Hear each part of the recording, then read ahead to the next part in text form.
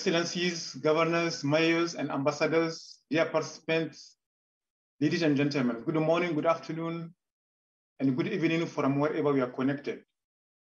We are delighted and honored to have you with us, even though virtually, and thank you for making time to participate in this Assembly of Mayors and Governors in the auspices of the Megacities Alliance for Water and Climate, MAWaC. The just ended EauMega conference provided a unique opportunity for knowledge exchanges between science and policy actors and other stakeholders involved in water management and climate change in megacities on important issues such as the governance, nature-based solutions, environmental displacements, enhancing resilience, basin cities connection, among others. This is perfectly in line with the main aim of the Megacities Alliance of Water and Climate, MAWaC, which is to develop a cooperation platform and facilitate transdisciplinary dialogue on water and climate management among the main water stakeholders in megacities. The assembly this afternoon is its first official gathering and joint conversation among mayors, governors, and key representatives of the megacities at the global level since 2015. 15 megacities will take the floor this afternoon, and we are very thankful to them. By providing a valuable experience and knowledge exchanging opportunities for the megacities representatives, the Assembly aims to activate the cooperation platform of MAWaC and to exchange the ideas and expectations on the strategic global framework prepared by a working group put in place by the Intergovernmental Hydrological Program, IHP. The result of our work this afternoon will give us a clear understanding of the direction the MAWaC development should take in the coming months and years. The assembly will be organized in 3 segments. The first segment concerns the statement from the megacities representatives, the mayors, governors, to introduce their cities, their main water and climate management issues, and to share with their colleagues the innovative solutions. The second segment of this meeting today concerns the presentation on the Megacity Alliance cooperation initiatives and on its strategic framework, which was, as I said, was prepared by the Intergovernmental Hydrological Program Working Group.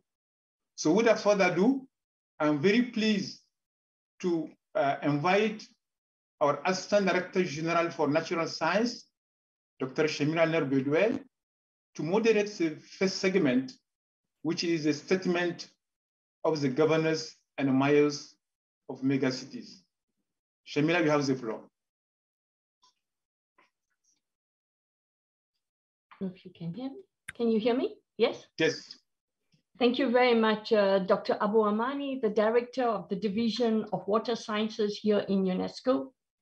Your Excellencies, dear ambassadors, Your Excellencies, ladies and gentlemen, it gives me great pleasure to welcome you here today in this extraordinary assembly of mayors and governors under the auspices of the Megacities Alliance for Water and Climate, MAWaC.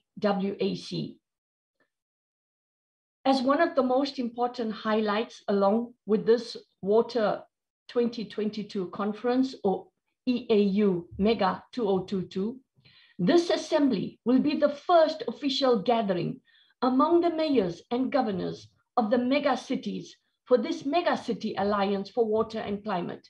It will also become the milestone for the Alliance activities developed since 2015 for all participating megacities to cooperate to achieve a common vision for sustainable and secure water in megacities, but also water secure megacities. In doing so, this particular assembly is unique. And therefore, it gives me great honor on behalf of the Director General of UNESCO to welcome you to this unique event here today. UNESCO is the home of education, science, culture, and communication, and hence it is the place to bring you together to discuss water security and megacities. Now, while we discuss here today, Your Excellencies, dear ambassadors, dear participants, dear experts from across the world, today megacities are the driving force for national development, and they play an exemplary role in innovation and in socio-economic and sustainable development.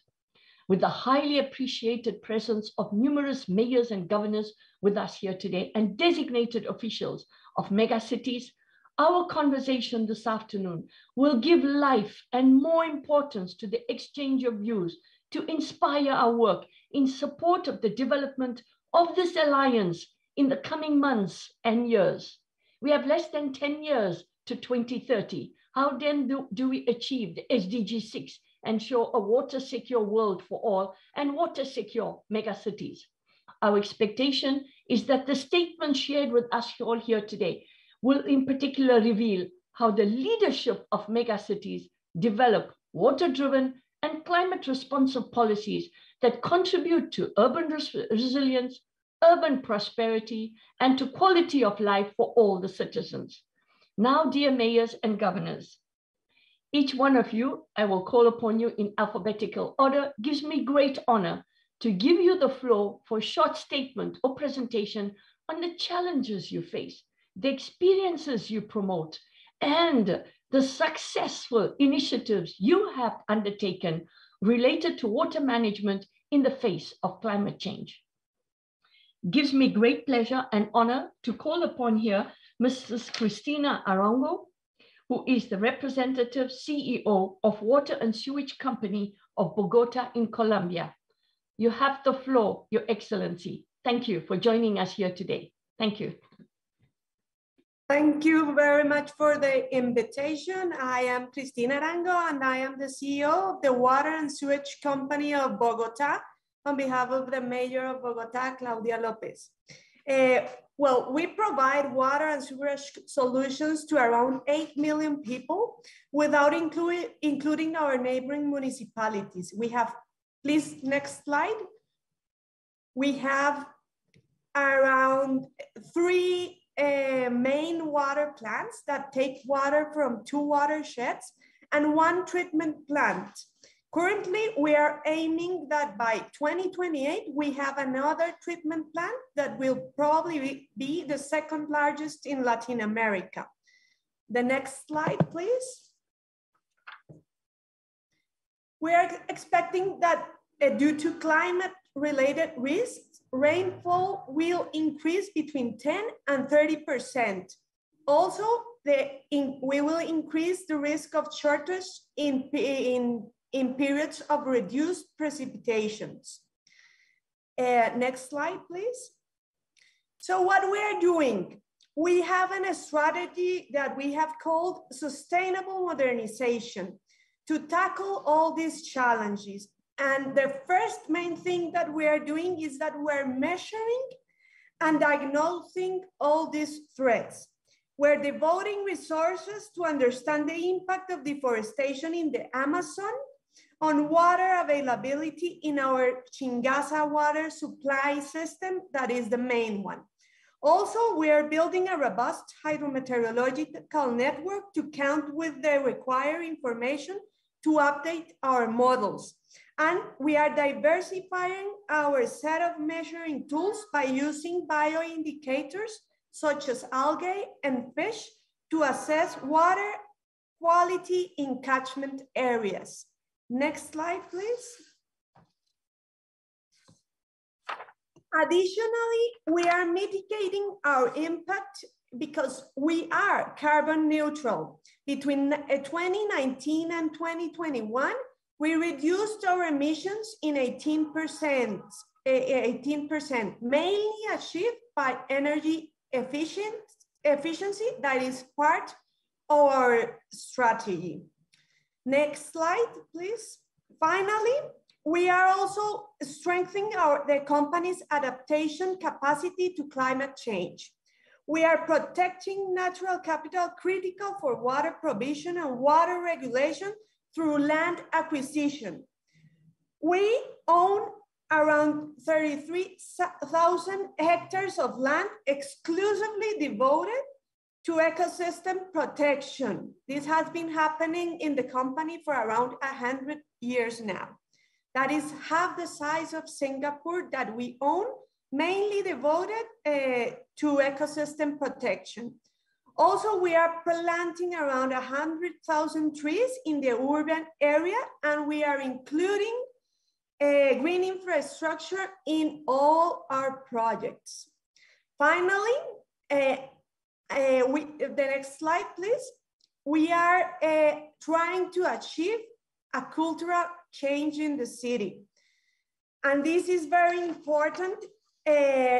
And we are trying to make people understand that it is very important that the trash ends up in the bin and not in the streets, because it has a big effect on our rivers. So we are achieving a strategy to make those cultural changes in the city. Thank you very much. Thank you very much, Mrs. Arango, for sharing with us these innovative measures undertaken by Colombia. Greatly appreciate you being with us here today. Thank you very much. Your Excellencies, dear participants, we will be going in alphabetical order of the city's names. I therefore now have great pleasure to call upon the Governor of Cairo of Egypt, Your Excellency, Mr. Khaled Abdel Hafez. You have the floor, sir. I guess there is a video with translations in English, as the video will be in Arabic.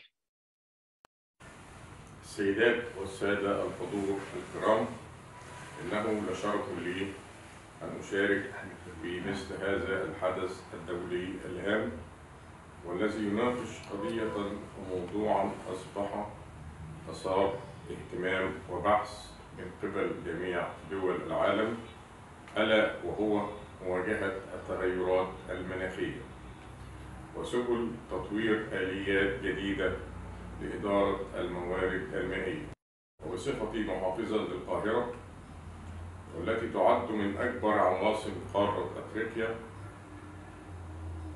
وتواجه كأي محافظة كبيرة العديد من المشكلات في مواجهة التغيرات المناخية، فزيادة مياه الأمطار ومعدلات تسرب كبيرة لهذه الأمطار إلى التربة دون تحقيق الاستفادة منه. إن محافظة القاهرة تسعى جاهدة دائما وبكل ما تمتلك من قدرات وكفاءات بشرية واعية لإدارة منظومتي مياه الشرب والصرف الصحي من خلال شركتي مياه الشرب والصرف الصحي بالقاهرة، وهم شركتان تابعتان للشركة القابضة لمياه الشرب والصرف الصحي المسؤولة عن إدارة هذه المنظومة بكافة أرجاء جمهورية مصر العربية. وبرغم ما تتمتع به محافظة القاهرة من طابع خاص وكثافة سكانية عالية تصل إلى 16 مليون نسمة، تشمل الوافدين من المحافظات الأخرى، والذي يجعل إدارة منظومتي مياه الشرب والصرف الصحي أمر صعب في بعض الأحيان، إلا أن الشركتين تديران الأمور بحرفية وكفاءة عالية وتتصدى للعديد من المواقف الصعبة، ولكن الأمر يحتاج لمزيد من التطوير والتوسع في استخدام تكنولوجيات متطورة وآليات حديثة تعمل على توفير المزيد من مياه الشرب وتقليل الفاقد وزيادة كميات المياه المعالجة من الصرف الصحي بإعادة استخدامها. وأعتقد أن هذا المؤتمر يوفر فرصة قيمة وعظيمة لتبادل الخبرات بين المحافظات الكبرى التي تواجه مشكلات مشابهة لنقل هذه الخبرات. وختاما أتقدم بالشكر لجميع القائمين على تنظيم هذا الحدث المتميز من منظمة اليونسكو والإيسكو ووزارة التعليم العالي المصرية على دعوتهم الكريمة لإلقاء هذه الكلمة وإتاحة الفرصة أمام المحافظات الكبرى لعرض تجاربها في مواجهة مشكلات التغيرات المناخية وطرح أساليب جديدة ومتطورة لمواجهة هذه المشكلات بشكل علمي وحرفي.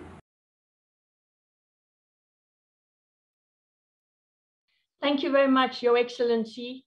Thank you for sharing with us the advanced technology initiatives taken by the city of Cairo. Dear participants, Your Excellencies, I now have great pleasure to call upon the representative of the Mayor of Istanbul, Your Excellency, Mr. Raif Mahmutlu, General Director of Istanbul Water and Sewerage Administration, İSKİ. You have the floor, sir. Thank you for joining us and welcome. Good afternoon, ladies and gentlemen. I am Raif Mahmutlu, General Director of Istanbul Water and Sewerage Administration. I am participating to this conference on behalf of Ekrem İmamoğlu, the Mayor of Istanbul Metropolitan Municipality. He is also giving his kind regards to you. I started to work for water problems of Istanbul in 1994. I have been working as General Director of İSKİ since September 2019. As subsidiary of Istanbul Metropolitan Municipality, İSKİ is a public body. We are taking role on this platform as an administration which manages the water of Istanbul, provides high quality drinking water for 16 million population in 7 days, 24 hours. We are also collecting, treating and discharging the wastewater without harming the environment. We are challenging in order to minimize the climate change impacts which threaten not only our country or city, but also the whole world. Next, please. Istanbul is one of the world's most historical city. It is founded on the Bosphorus, linking Asia to Europe. It is the largest city of Turkey in terms of history, trade, and culture. İSKİ is a public body and its service area covers the whole Istanbul. Duties of İSKİ are to supply water, to collect, trade, and discharge wastewater, to protect water resources. You can see on the screen key figures of Istanbul. İSKİ supplies drinking water of nearly 3 million cubic meters daily to 16 million population in Istanbul. The number of drinking water treatment plants is 22 and number of wastewater treatment plants is 90. 95% potable water in Istanbul is provided from surface waters. 68% of the water resources are on the Asian side and 32% on the European side. On the other hand, 39% of the population is on the Asian side and 61% is on the European side.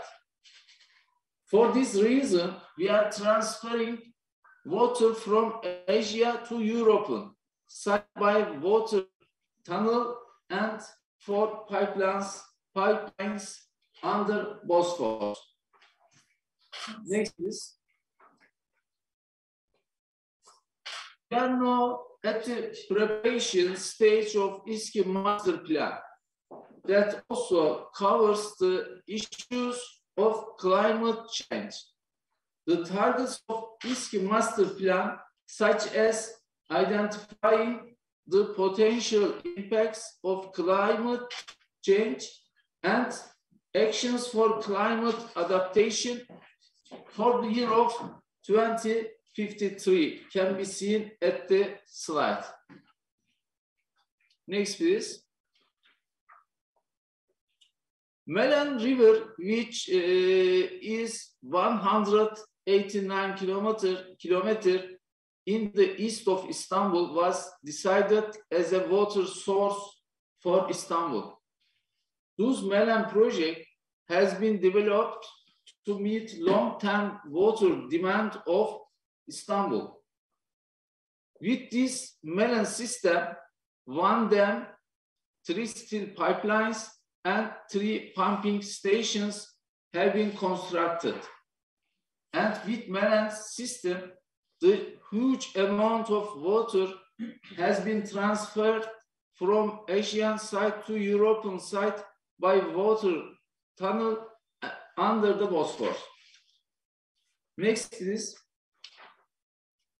As mentioned earlier, 95% of the water requirement is provided from surface source in Istanbul. We are also protecting our groundwater sources. Next, please. In order to manage the water sources, Istanbul Water Control and Automation Center, ISKOM, has been established in 2021.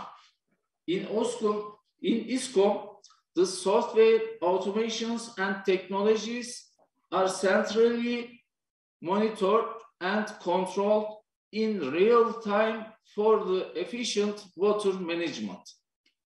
Next, please. We have also a Scada system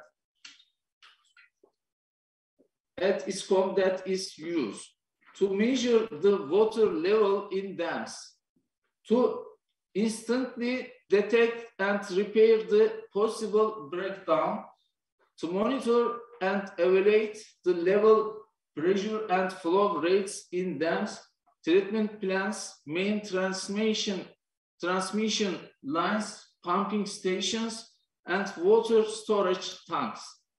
To monitor a real-time information such as meteorological data, to monitor the treated water quality parameters such as chlorine, turbidity, pH, and temperature. Next, please. We are also working to reduce the water losses at Istanbul. In 2020, water loss rate is almost 21%. The non-revenue water rate in Istanbul is lower than many megacities. We are aiming to reduce this ratio to 15%. Next, please. We are also providing treated wastewater to the industries for the reuse. Next, please. We have got lots of projects to control the floods in Istanbul. The streams are restored to create living spaces with a landscape design. next please, to promote the effective and efficient water usage in the city. We are charging less fee to consumers who use water efficiently, promoting reuse of reclaimed and gray water for industry, running awareness campaigns on installment of water-saving devices. It has been great honor for me to be at this international conference. Thank you. Thank you very much, Your Excellency. Thank you for sharing us the very unusual situation of an extraordinary city. Thank you very much, Your Excellency. Excellencies and dear participants and colleagues, we will now move on to our next speaker, who is the governor from Jakarta, Mr. Anies Baswedan, the governor of DKI Jakarta province. Thank you very much. The floor is yours, sir. Assalamualaikum warahmatullahi wabarakatuh. Peace be upon all of us. Greetings from Jakarta to fellow mayors, governors, and city representatives in this conference. Today, I convey my gratitude to UNESCO for their initiative in establishing Megacities Alliance for Water and Climate, MAWaC, and for the second International Conference on Water, Megacities and Global Change as a platform to facilitate megacities in discussing water management. This conference is the first international forum after the COP26 in Glasgow, where all of us met to discuss, to agree on targets, commitments, and actions to mitigate and to adapt to climate change. Water in particular has its portion in climate change mitigations and adaptation effort in cities. I personally hope that this conference can also incorporate the Glasgow Climate Pact and translate those pacts into concrete actions for water management in megacities, which is actually the ultimate missions of MAWaC and this conference. From the Glasgow Climate Pact, we learn that mainstreaming science in the water management policy making is indeed very much needed. We will not gather in Glasgow last year if the scientists do not remind us to maintain the increasing global temperatures to 1.5 degrees Celsius. Thus, we need science to get on board to help us developing best policies that are able to be implemented at the local level. Ladies and gentlemen, climate change is an issue that we cannot overlook. Seeing the impact that have brought to cities, and for particular in our city here in Jakarta, as a mega delta city inhabited by 12 million people within the cities and 30 million including all metropolitan area. Thus, the positions of Jakarta in climate change mitigations and adaptations effort is extremely crucial. The phenomenon of climate change that has been embedded in our everyday lives for the past decade has made us push ourselves to develop urban management strategies in a more integrated and in a more sustainable way.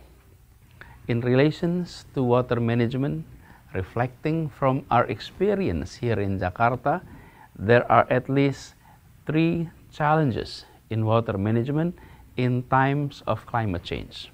Number 1, when we talk about water issues in cities, it is simply too little water is an issue, and on contrary, too much water is also an issue. Jakarta, on the one hand, is experiencing shortage of supply water. Currently, we serve around 60% of piped water in its area, while on the other hand, threatened by flooding, sea level rise, and land subsidence. So to overcome this, Jakarta has done numerous actions, and these actions also part of our climate change plan until 2030. Number 2, administrative boundary-based urban management has come to its limit. Megacities needs to have multi-level governance to be integrated in its land use, in its development, and also in its water management, because water issues are cross-boundary issues. And the Jakarta Metropolitan Area has started this initiative by collaborating with the national government and the surrounding cities to have an integrated joint planning to overcome water issues, including water supply provisions, water conservation, and also on the financing aspect. And number 3, the sustainable management paradigm that is not yet in daily practice. Sustainable water management paradigm is about leveraging water at any conditions for cities' needs. For example, we're not used to managing high rainfall as a potential extra supply of water to mitigate water shortage during the dry season. In fact, we consider high rainfall merely as a threat to our city. This is the kind of paradigm shift that we need to adopt. My fellow mayors and city representatives, on these occasions, allow me to propose solutions and insight that could be output for our discussion today. Jakarta welcomes MAWaC as UNESCO flagships and network for cities, most importantly, a knowledge hub in the global north and south to exchange knowledge, to exchange experience, to have sustainable water management in cities. And the strategic global framework that is being developed by UNESCO needs to consider the distinctive characteristic of cities. This framework could serve as a guideline to implement local actions at the local level for cities. And lastly, everything that was done, that was achieved at this conference must be conveyed as solutions which place water as basic human right that must be distributed in a fair way, in a sustainable manner, and with inclusive access for all generations. That's our proposals. Thank you for your attention. Assalamualaikum warahmatullahi wabarakatuh. Thank you very much, Governor Baswedan. We have taken note of the role of science being central and that this is a knowledge hub. So it is our utmost wish here at UNESCO that this creates the real twining between the mayors and the governors of megacities from across the world in sharing best practices. Thank you for being with us. I now have great pleasure to invite the governor of Lahore from India, Mr. Chaudhry Mohammad Sarwar, governor of Punjab province. You have the floor, sir. Thank you for being with us. First of all, yes, I would like to thank UNESCO for arranging this very important and timely conference on water and climate management. And it's good to be among mayors and governors. And I listened to the previous speaker, and I think he has made many important and useful points. Clean water and climate are the essential requirements for life on our planet. In recent years, both have been mitigated to an extent of almost no return. Water, a precious resource, is either inaccessible or is wreaking havoc on settlements. And when coupled with climate change, a recipe of disaster is in motion. Extreme weather events and changes in water cycle patterns are making it more difficult to assess safe drinking water. Water is the precious asset of nature, and one cannot imagine existence of life on Earth without it. Owing to global warming and changes in socio-economic conditions of different nations, the demand of water and its consumption is increasing with every passing day. As per UNDP report, around 700 million people in 43 countries suffer today from water scarcity. By 2025, 1.8 billion people will be living in countries or regions with absolute water scarcity. And 2/3 of the world's population could be living under water stress conditions. Regretfully stated, Pakistan also falls among countries which are struggling hard to meet per capita water demand. Similarly, Lahore, being the second most populous city of Pakistan, is also facing challenges of unchecked urban sprawl, depletion of groundwater reservoir, urban flooding, and water wastage. Against all odds, we decided to change the paradigm and led from the front towards a sustainable and prosperous future for generations to come. The government focuses on developing Punjab through long-term projects and reforms. Due to exhaustive efforts, it has become possible to withhold depletion of groundwater of Lahore, which had continued unabated for the few decades.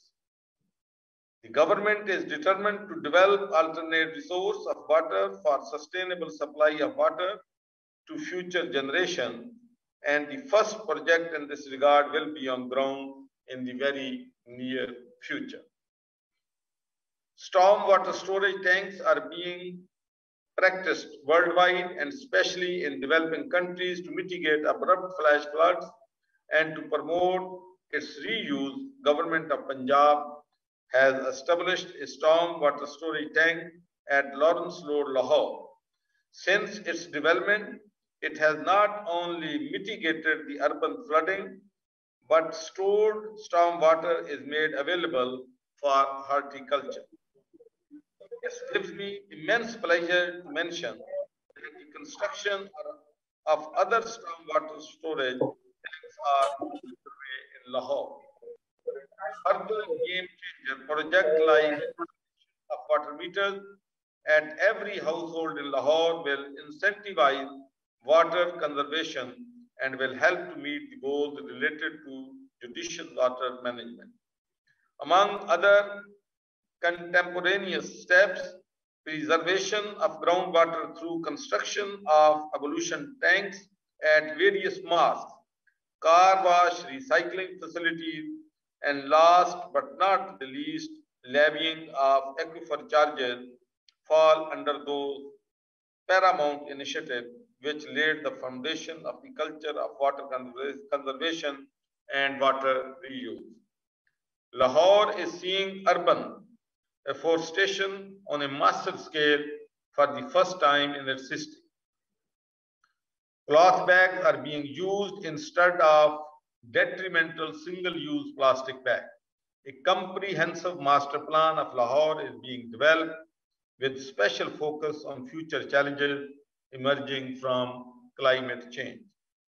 To provide safe drinking water to the dwellers of province of the Punjab, a water authority has been established, which has taken off and is rapidly installing water dispensing facilities all over the province. It is aiming at providing water to about 15 million people by the end of current year, with almost same number of people to be served with the help of different developing partners and NGOs, including Server Foundation. And I'm very sad to tell you that when I speak to the doctors and consultants in Punjab, they tell me that 70% of the people who come to hospitals for treatment, they come with water-borne diseases. So for us, clean drinking water is a big challenge, and government of Punjab is doing everything to provide clean drinking water to masses in Punjab and in Pakistan. In the end, it is pertinent to mention that in addition to above, many other decisive measures need to be taken for our future generations to ensure prudent and sustainable water management and to prepare for the challenges posed by the climate change, for which the government of Punjab looks forward to financial and technical support of development partners and learn from the experience of other cities and countries.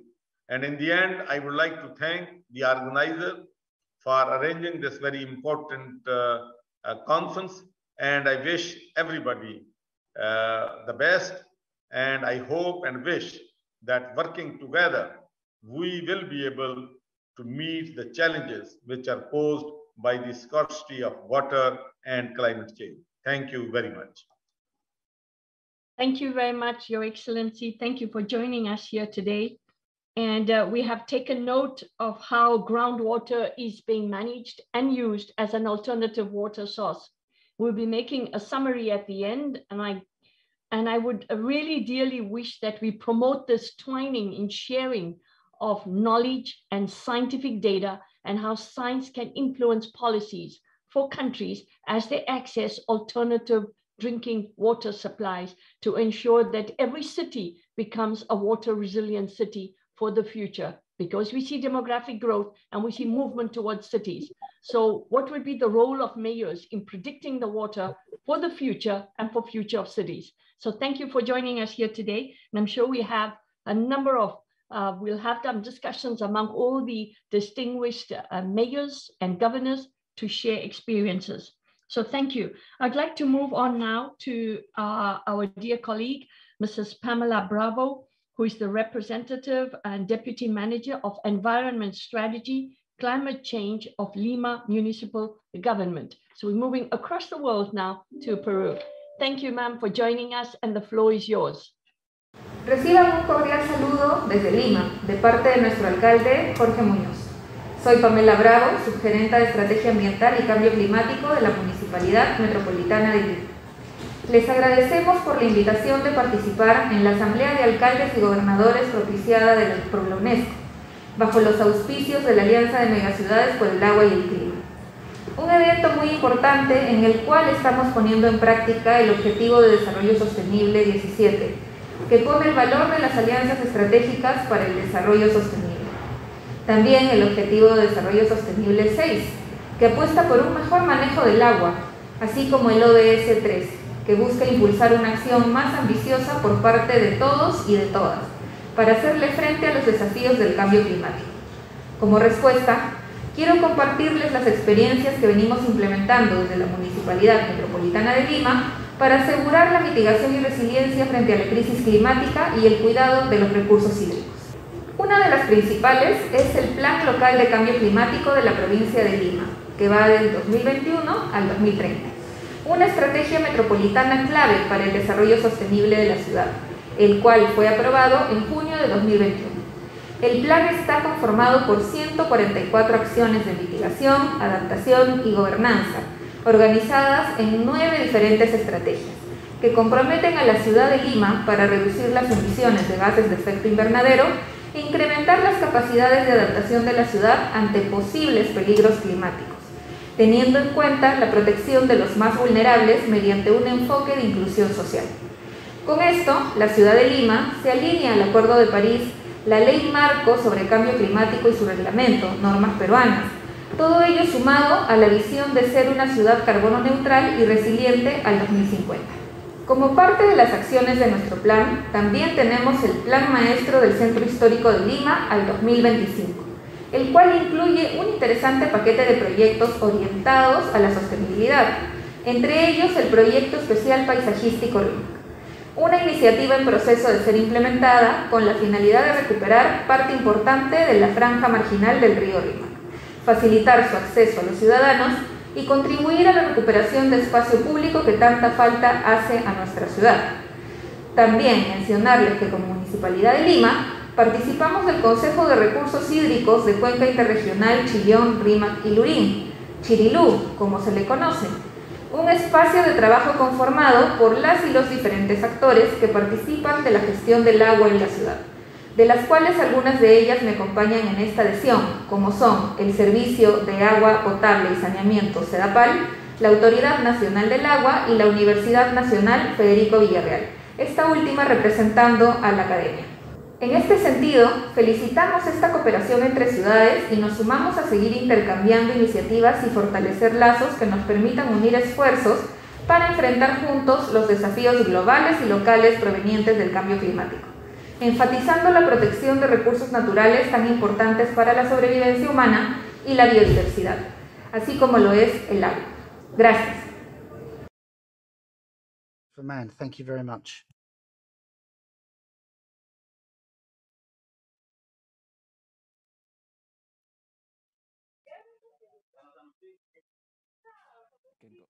Dear participants, Your Excellencies, we had a small problem with the sound, so my colleagues are going to play this again. Thank you, dear colleagues, for assisting us.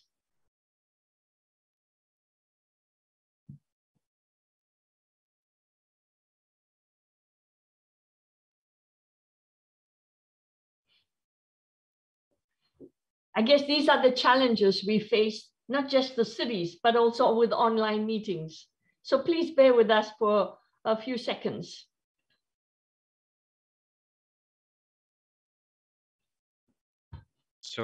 Reciban un cordial saludo desde Lima, de parte de nuestro alcalde Jorge Muñoz. Soy Pamela Bravo, subgerenta de Estrategia Ambiental y Cambio Climático de la Municipalidad Metropolitana de Lima. Les agradecemos por la invitación de participar en la Asamblea de Alcaldes y Gobernadores propiciada por la UNESCO, bajo los auspicios de la Alianza de Megaciudades. Ridwan, there seems to be a problem. Could you please verify the video? Thank you. The interpreter would like to point out that this was the quality of the video provided to the interpreters, and it will not be better by being played again. The interpreters had to try to produce a translation on the basis of that sound. For that, dear participants, we will ensure that all the presentations are up online, and we'll try and get the good versions of the videos. Thank you for your patience. We're now going to move to our next speaker, and we are very happy to have with us the representative of the Mayor of Los Angeles, Excellency Mrs. Rebecca Rasmussen, Executive Office for the Mayor's Office of City Services, and Director of Energy, Water, and Waste Infrastructure. Welcome, and thank you for joining us here today. The floor is yours, ma'am. Good morning. I'm here today on behalf of Los Angeles Mayor Eric Garcetti to discuss Los Angeles' transition towards water resilience that will ensure safe and reliable water for generations to come. Next slide. Water today is provided by our municipally owned Los Angeles Department of Water and Power, which provides over 400 gallons of drinking water to its 4 million customers every single day. At its founding, LA survived for over 100 years on Pueblo water rights to its rivers and groundwater granted by the King of Spain in the 1780s.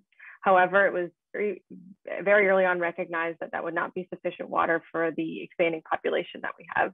So today, Los Angeles is 4 million people, and the county, 11 million, gets the majority of its water from 3 imported sources: the LA Aqueduct, the Bay Delta from Northern California, and the Colorado River. All 3 sources are currently at risk. Next slide.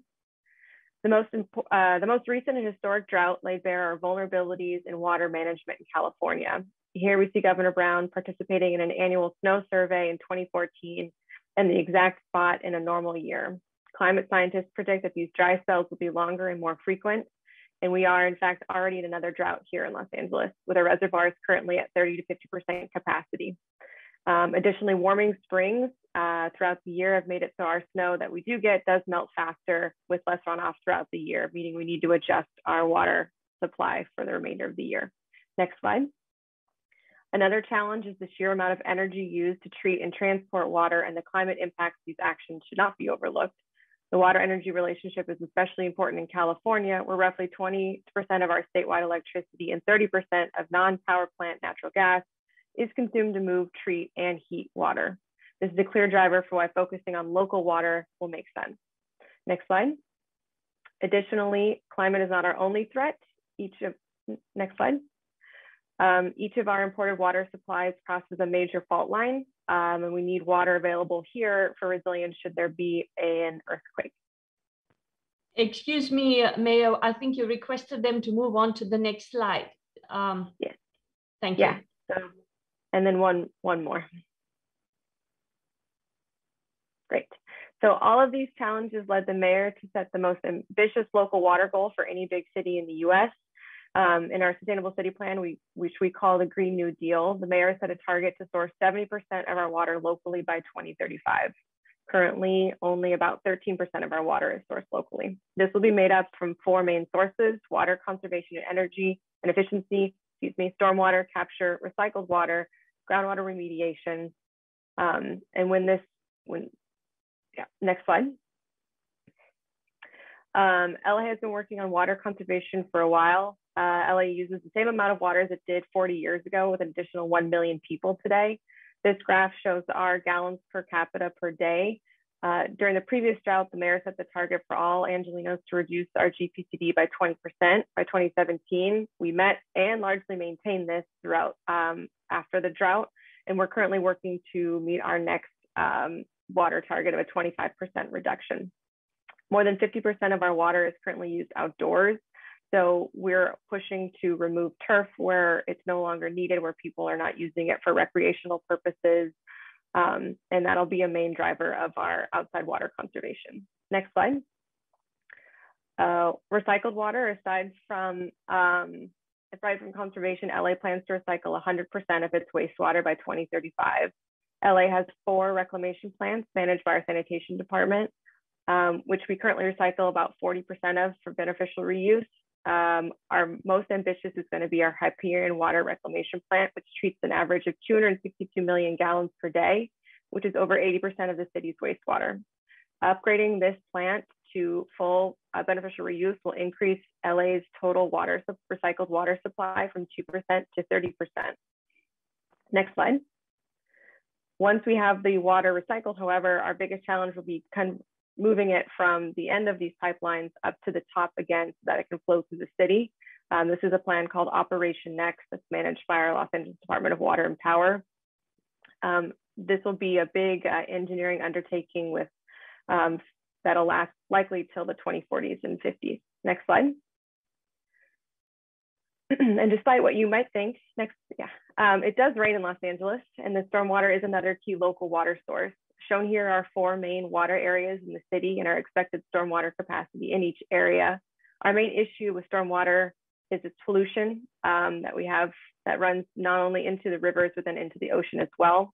This is in large part to how the city was built, which has over a long period of time paved over natural areas with hardscape. In an attempt to right some of these wrongs, Los Angeles is building out many stormwater capture projects, which will not only prevent pollution in downstream waterways, but collect valuable water resources in green space, habitat, and other community benefits. 110%, Measure W is our county parcel tax funding measure passed in 2018. This brings in an average of $285 million in the county with roughly $80 million to the city annually, specifically meant for stormwater capture and pollution remedies. Next slide. In addition, we are looking at groundwater remediation as well. This is our 4th pillar of our local water supply. Currently, groundwater provides about 13% of LA's water, of which 70% of it is contaminated by legacy pollutants caused by decades of previous unregulated pollution from industrial manufacturing. Cleaning this will be costly and timely, but has the potential to unlock billions of gallons of water for the city. This photo on the left shows the groundwater plume that is 12 miles long in the San Fernando Valley. Construction on a historic settlement agreement with Honeywell commenced last year will result in the ability to treat up to 4.8 billion gallons of groundwater annually, equaling roughly, this is a $771 million investment, with the first facility coming operational later this year. Besides treating groundwater, we are also increasing our groundwater storage. Shown here on the right is our Tahunga Spreading Grounds Enhancement Project, which will store an additional 5 billion gallons of water whenever it does rain. Next slide. Thank you. Next, there are a lot of items that we did not discuss for ourselves in Los Angeles. That includes premise plumbing, where our water quality is compromised due in large part to old and contaminated pipes in some of our private properties. Incorporating stormwater into your built environment, the importance of the urban forest and cooling and water retention, biodiversity and soil health, and of course, ocean pollution are all areas that we hope to discuss further in this working group. Thank you. Thank you very much, Excellency Ms. Rasmussen, representing the city of Los Angeles. And I do hope we are all taking very good notes about groundwater remediation and especially groundwater storage as an alternative source, given the uncertainties of climate change, but also managing the groundwater sustainably. You may all be aware that the year 2022 is the International Year of Groundwater, and I will be sharing with you further information on that later on. So I do hope the city of Los Angeles will be teaming up with other cities across the world to ensure safe groundwater and storage of groundwater. Thank you, Mrs. Rasmussen. We'd like to now move on to our next speaker, who is the mayor of Mumbai in India, Mrs. Kishori Pednekar, Mayor of Municipal Corporation of Greater Mumbai. The floor is yours, ma'am. Thank you. नमस्कार, शुभ दोपहर।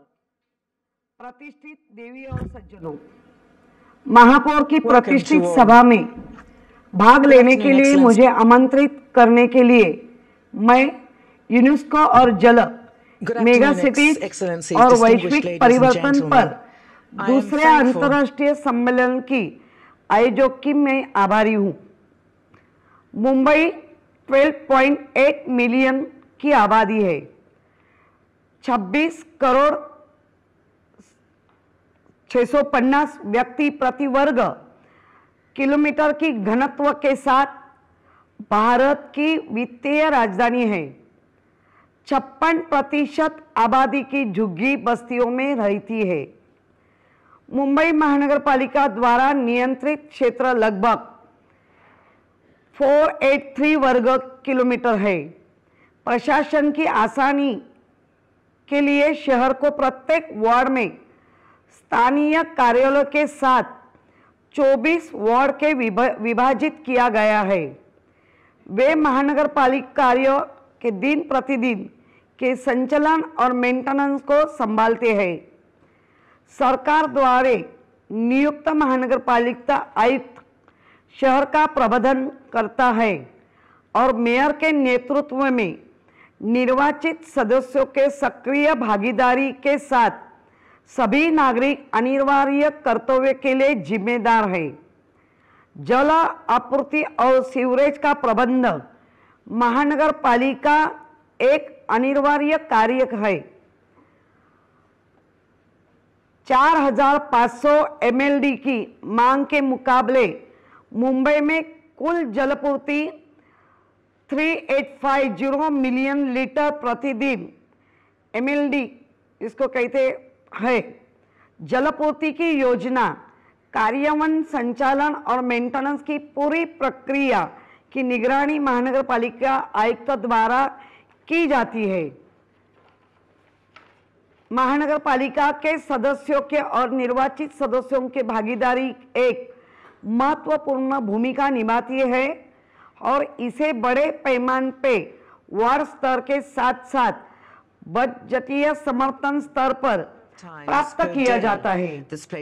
हालांकि पुराने शहर में पानी के दूषित होने के छिटपुट मामले हैं, लेकिन कुल मिलाकर मुंबई में नल का पानी पीने के लिए काफी हद तक सुरक्षित है।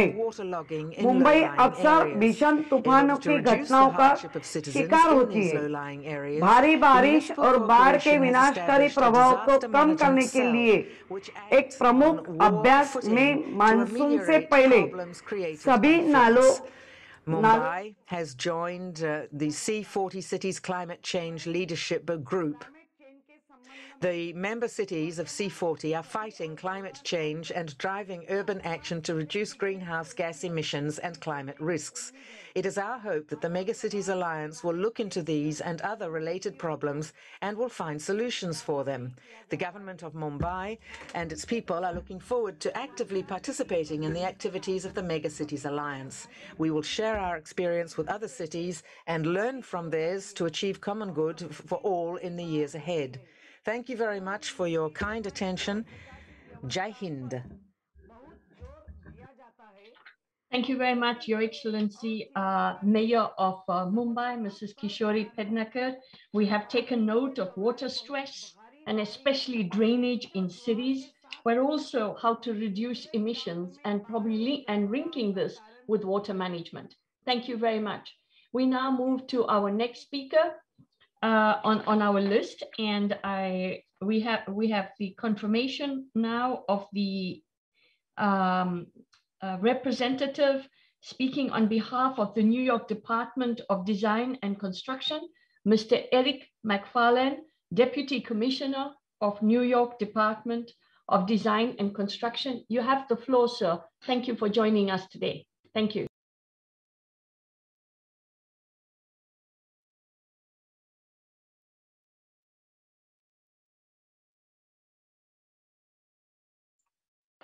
Oh, can you hear me now?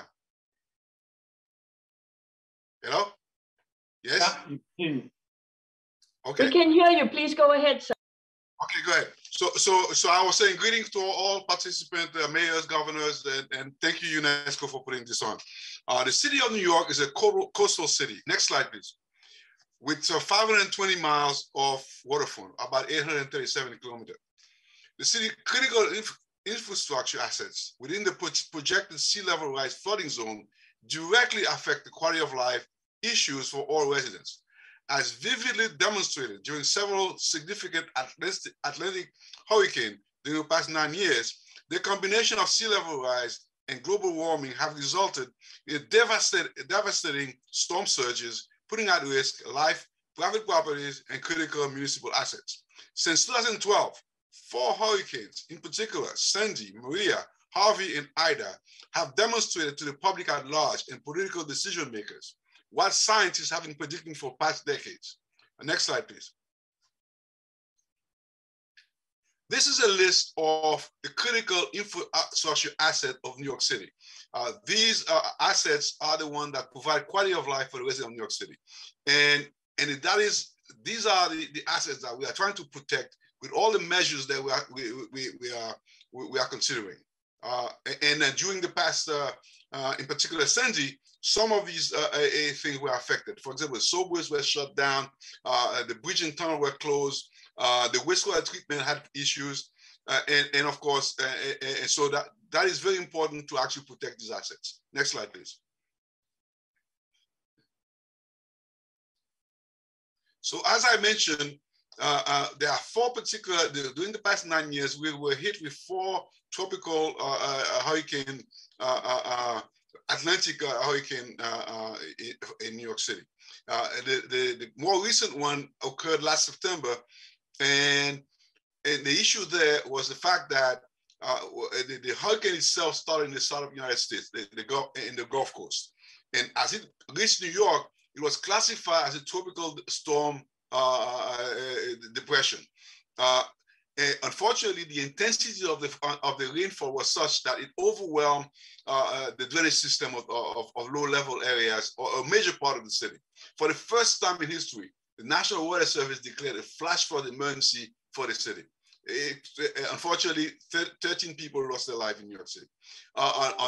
In 2017, we had 2 particular hurricanes that were quite devastating. Harvey, and in September 2017, the Category 5 hurricane, although Maria did not affect New York City in particular, but it devastated the northeastern Caribbean, particularly Dominica, St. Croix, and Puerto Rico, causing more than 3,000 deaths.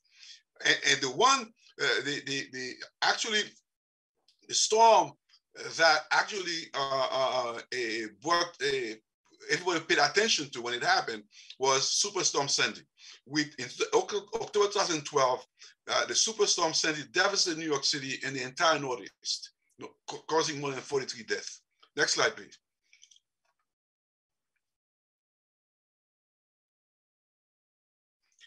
These pictures are basically Sandy pictures. Although in many parts of the world, and even in the United States, people have seen this before. But in New York City, that was the first time something like this happened to this extent. New York City residents had never experienced anything like this. Next slide, please.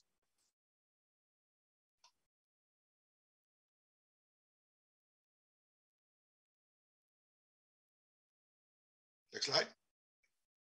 And it says another picture, and I was going to show you the same type of what happened during Sandy, the amount of the extent of the flooding that New York City experienced, which is unprecedented. Nothing that ever happened like this. And this particular picture that you're looking at is the latest one, the Ida, last year.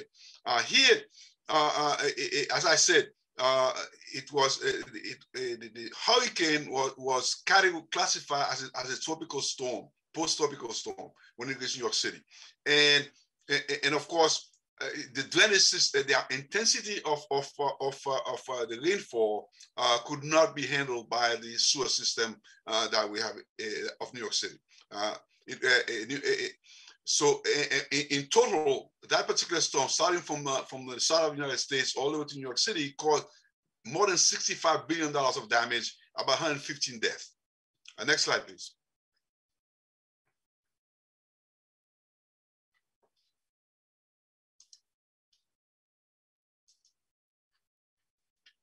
Okay, so the superstorm Sandy in 2012 is the one that actually addressed, unfortunately, gave us a demonstration of what sea level rise meant. Because what happened there is that it wasn't so much water, but the fact that we had 90 miles an hour wind, okay, hitting this area at the time of high tide, high sea level. So which created a huge storm surge that devastated this entire Northeast area, not just New York City, but as you can see, a good portion of the Northeast of the United States. 43 deaths, $19 billion worth of damage, and that's in New York City, the 43 deaths. And transportation was cut out. 11 million travelers were affected.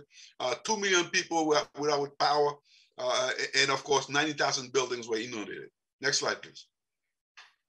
This basically had never happened before in New York City. It's what we call, unfortunately, the wake-up call, and that and people started paying attention to this and realized that 50% of the metropolitan area, not just New York City, but also part of New Jersey, on the slide over here, is at risk of such flooding. Next slide, please.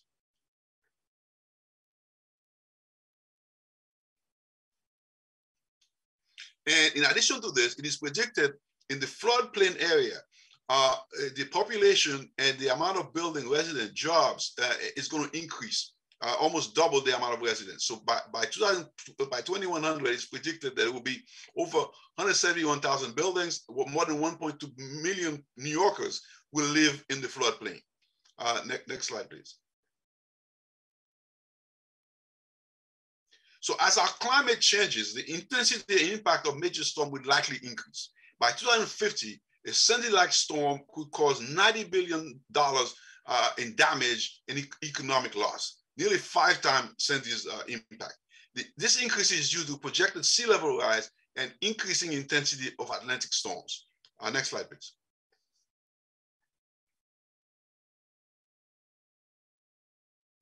So as a result of all of this, again, the federal government in particular did what do you call this, sponsored a competition for a design how you protect the lower Manhattan in particular. And as you understand, lower Manhattan is where the financial district is, Wall Street and Stock Exchange and all the major corporations have offices, headquarters down there. So it's a very valuable piece of area of the city. In fact, it is a financial heart of the United States. So they decided then to actually, we're going to protect the coastline from as you can see from the right side of the picture, it's called the East Side Coastal Resiliency. That section is currently in construction, $1.5 billion. The next section that I'm going to do is the 2 bridges that my department is going to bid next month, and that's about $500 million. And the rest of the protection around Manhattan is part of the Lower Manhattan resiliency projects, which there's capital project identified for 7% of the shoreline, and master planning is being done for the remaining 30%. So it will protect basically, essentially, all of Lower Manhattan once this is in place. Next.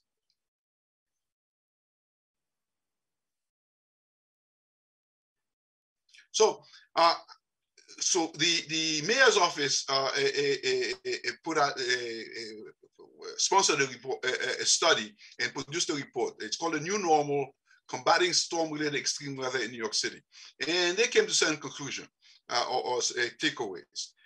First of all, what we have to do, we have to educate, train, and acclimate New Yorkers to the new normal of extreme weather reality. We got to plan for the worst case scenario in every extreme storm instance. As I mentioned, Ida, which is the last one, we thought it was going to be a tropical depression, but it turns out to be a disaster. So we cannot assume that an event is not going to cause a lot of problems. So we have to plan for the worst case scenario. We have to continue to upgrade storm modeling, tracking, and alert systems. We have to broaden the protection of inland and vulnerable communities, not just the coastline areas. And we have to reimagine our drainage systems and rapidly increase green infrastructure and cloudburst solution. Green infrastructure cloudburst solution is the idea that we build this biosphere, rain garden, to actually infiltration basin to actually absorb some of the storm flow and not have it go to the sewer. Same thing for the cloudburst, which is basically solution, which is to increase the capacity of the sewers. As you may know, 2/3 of New York City is served. A drainage system is a combined system. That is to say, the sanitary and the storm goes to the same pipe. That worked fine when before a extreme weather event, but now it's turning out to be inadequate to actually, if you have a huge storm, you immediately overwhelm the sewer system, causing flooding, massive flooding. And of course, seek additional funding and support from the New York State and federal governments. Extreme storms are an existential threat to all of us. And long-term solutions will require every level of government in a common cause. The goal is to turn New York City into a global model of resiliency in the fight against climate change. Lives depend on it. Next slide. Thank you very much, and that is my presentation. Thank you very much, Excellency, Mr. Eric McFarlane from New York, presenting to us really some of the challenges that New York City faced. And we've taken note of the extreme weather conditions and the need for proper drainage, but also green infrastructure. And in terms of maintenance, I think this is also a critical area for the future. Dear participants, Your Excellencies, something's gone wrong. Okay. Dear participants, Excellencies, I have great pleasure now to call upon Mr. Nicolas Roland, who is the Director of Environment, Water and Climate Department of the Greater Paris Metropolis from France. The floor is yours, sir. Over to you. Thank you, Mr. Roland. Thank you. Merci, Madame Nerbedwell. Mesdames et Messieurs les ambassadeurs. Thank you very much, dear governors, dear ambassadors, excellencies. I'm here on behalf of Patrick Collier, who was president of the Greater Paris region. First of all, we'd like to thank UNESCO for its initiative and its support for organizing the second conference for Megacities, Water and Climate. Greater Paris Metropolis was created little after COP21, the Paris Agreement, and the first conference for Megacities, Water and Climate. The Greater Paris Metropolis is Paris and 130 cities, 138 million people, and sit alongside London as one of the biggest urban areas. And the idea is to have a metropolitan urban governance. The Greater Paris worked with UNESCO for 4 years to prepare this second international EauMega conference, which ended this morning in Paris and online around the world. This edition's success, in spite of the pandemics, it shows the need for cooperation, exchange between researchers, companies, institutions, and especially mayors. It also illustrates the stakes that we have, especially in cities where stakeholder coalitions around, who gather around common objectives is extremely important. We also believe that megacities are a great example of how innovation and technology can be used, and also training, exchange, governance, and mega cities are part of the solution. The message that was shared during the closing ceremony this morning really underlined the emergency, but also the need to organize ourselves over the long term.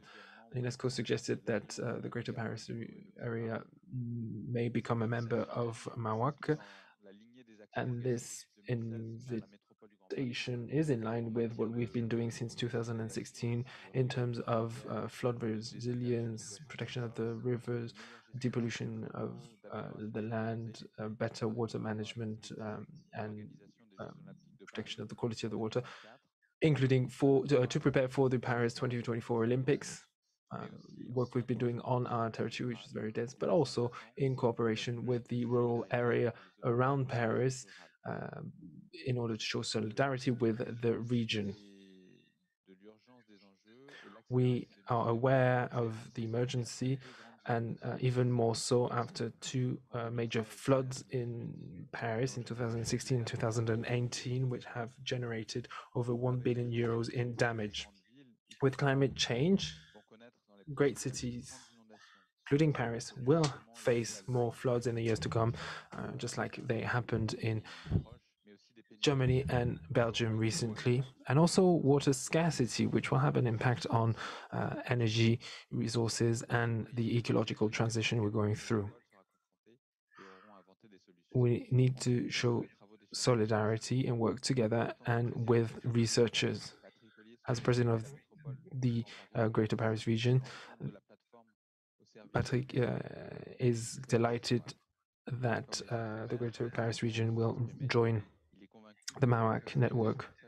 He's convinced that experience sharing and project building is a necessity to face climate change and water challenges. Thank you to UNESCO for the initiative, and we're extremely happy to join the Megacities Alliance for Water and Climate. Thank you for your attention.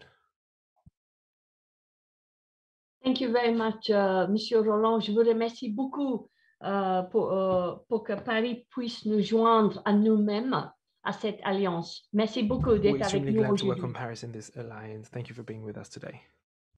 Merci beaucoup. Dear participants, Your Excellencies, I have great pleasure and honor now to invite our next speaker, who will be who is the mayor and representing Rio de Janeiro and Niterói. The floor is yours, Mr. Mayor. Thank you very much, Mr. Axel Grail, Mayor of Niterói. Thank you, sir. Well, thank you very much. It's a pleasure to be here and discuss this important issue of water and climate with all the mayors and distinct governors of different parts of the world. I'm speaking here on behalf of my city, where I'm the mayor, the city of Niterói, and also on behalf of the mayor of the city of Rio de Janeiro. Our two cities, we share the Guanabara Bay. Our metropolitan area is the second largest metropolitan area in Brazil. We have 12 million inhabitants, and the city and the metropolitan area of Rio has faced along the years many disasters because of floods and landslides, because of our landscape. The city grew through the valleys, so we are very vulnerable for floods and landslides. By the way, it's a very important moment to discuss climate and water issues in Brazil right now, because we're facing many disasters, climate disasters right now. The state of Rio de Janeiro is going through heavy rains, and we have many cities with facing landslides and other problems. The state of Minas Gerais, which is next to the state of Rio de Janeiro, half the cities, half the municipalities are under the call of disaster because of landslides. Same thing as the state of Bahia and some of the, in many areas of the Amazon are facing floods. And at the same time, in the south of Brazil, we are facing the lack of rain, so we're losing crops. So all the issues that we are discussing here we can very easily understand the importance and the priority of this discussion here. The city of Niterói and Rio has been drawing strategies on climate change. And Rio has designed a plan and mapped. They mapped the flood areas that could be have problems if we have the sea level rise. And the same as Niterói. And Niterói is the first city in Brazil to have a climate direction, a climate body to run and develop our climate strategy. Right now, we are facing some interesting policies as the state of Rio de Janeiro has just implemented a new sanitation policy that has a good potential to solve most of our pollution problems on the rivers, and that has relation to the water supply to the cities, because right now, presently, we spend a lot of money cleaning up the water that is supplied to all the municipalities. So Niterói has also designed a program to protect our mountains and forests. Today we have more than half half of the city territory protected as protected areas, and some of these areas are being restored. The forest is being restored, and right now we have the largest investment in Brazil to implement new parks and a policy of nature-based solutions for drainage. So, so therefore, both the city of Niterói and the city of Rio, that we just signed an agreement to have to share policies on those two issues. So we are very interested in the discussions that are being developed here, and we're looking forward to follow and to take part of the next sessions that may be organized. So thank you, UNESCO, and thank you all the organizers. Thank you very much, Your Excellency. Thank you, Mayor of Niterói, for joining us here today. It's a great pleasure, Mr. Axel Grael, that you've been able to join us here today. Thank you for sharing with us some of the initiatives undertaken in your region. Thank you. Dear participants, excellencies, we now move to Sao Paulo, and we have the pleasure to welcome Mr. Fernando Melo Barreto, who is the Ambassador and Deputy Secretary of International Affairs Department. The floor is yours, sir. Thank you very much. Thank you.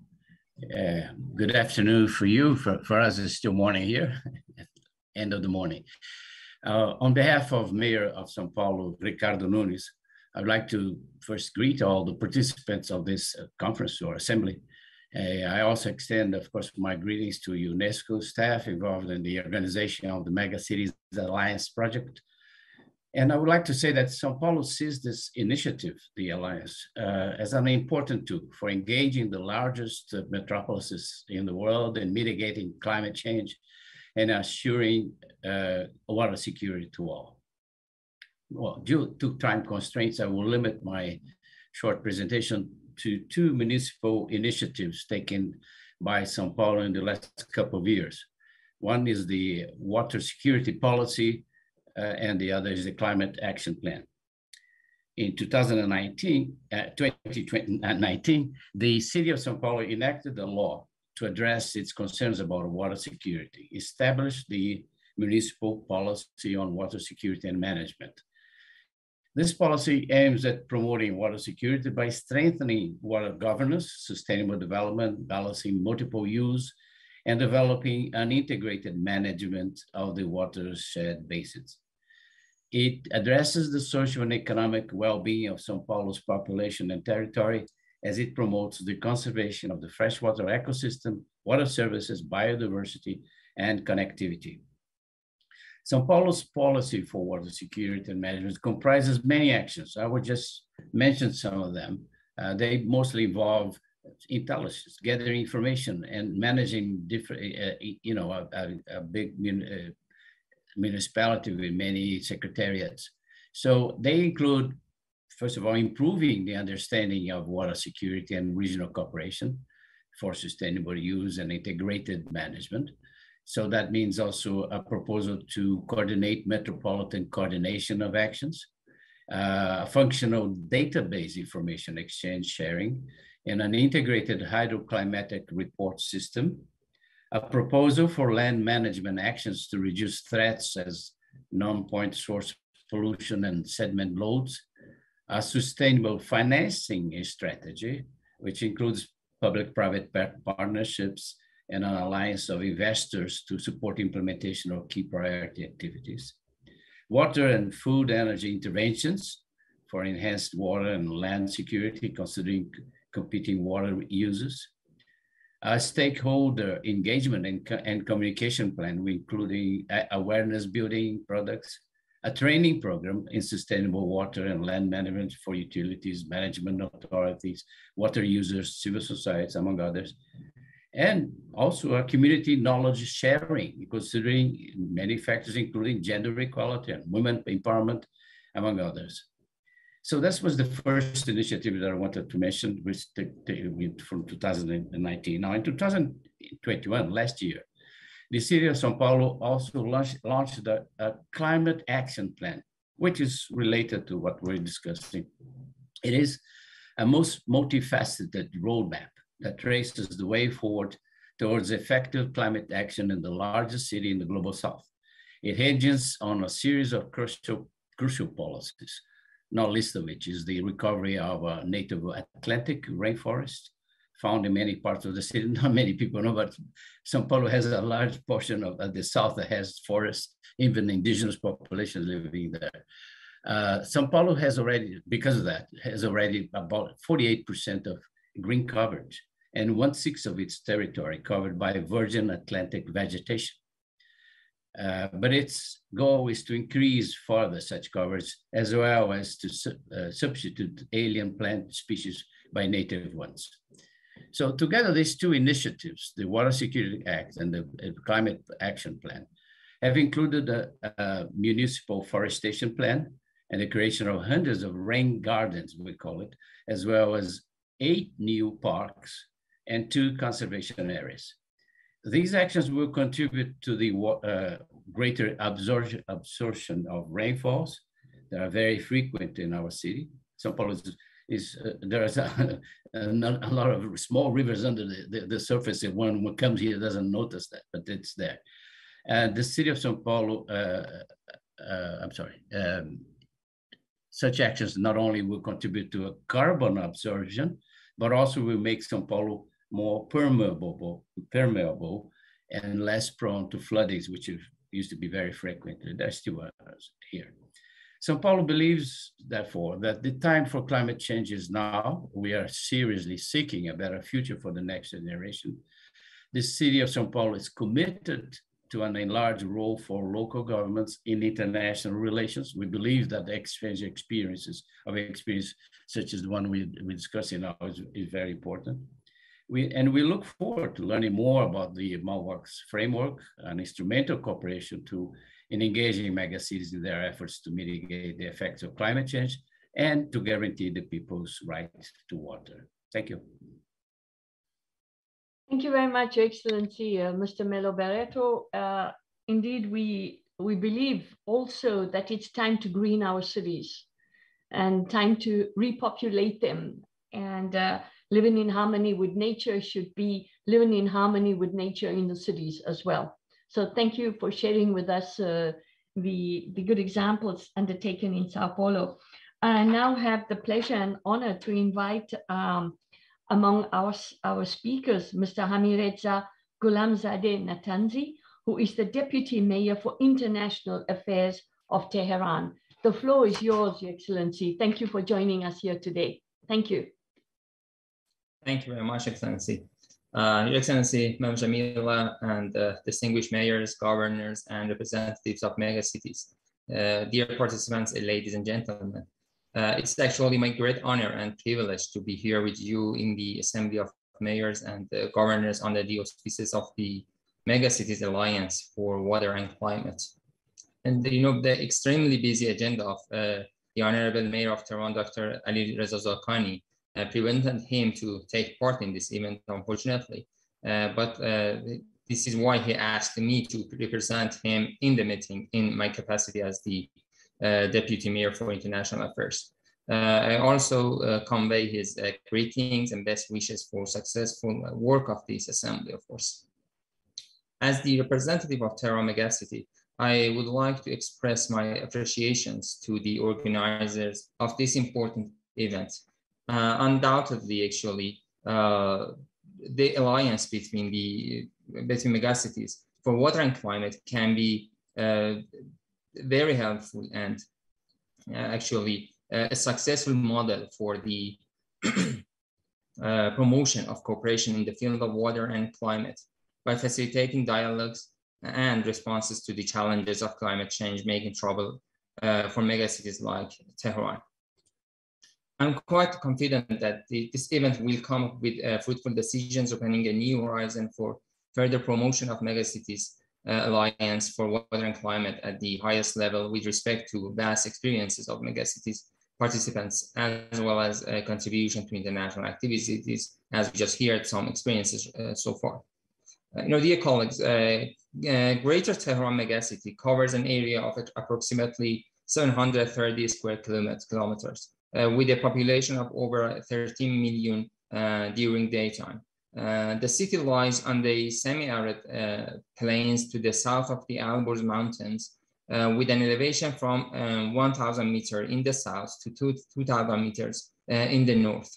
So the long-term mean annual precipitation of the Tehran megacity is around 230 millimeters and occurs mainly during the winter and spring. The average Tehran megacity residents' water consumption per capita is 233 liters per day. It's worth noting that 100% of Tehran population have access to safe drinking water, and around 65% of population have safe access to wastewater collection and treatment. Tehran Metropolitan, like many other cities in the world, is continuously experiencing the impacts of climate change through water-related disaster, including severe water scarcity and flash floods.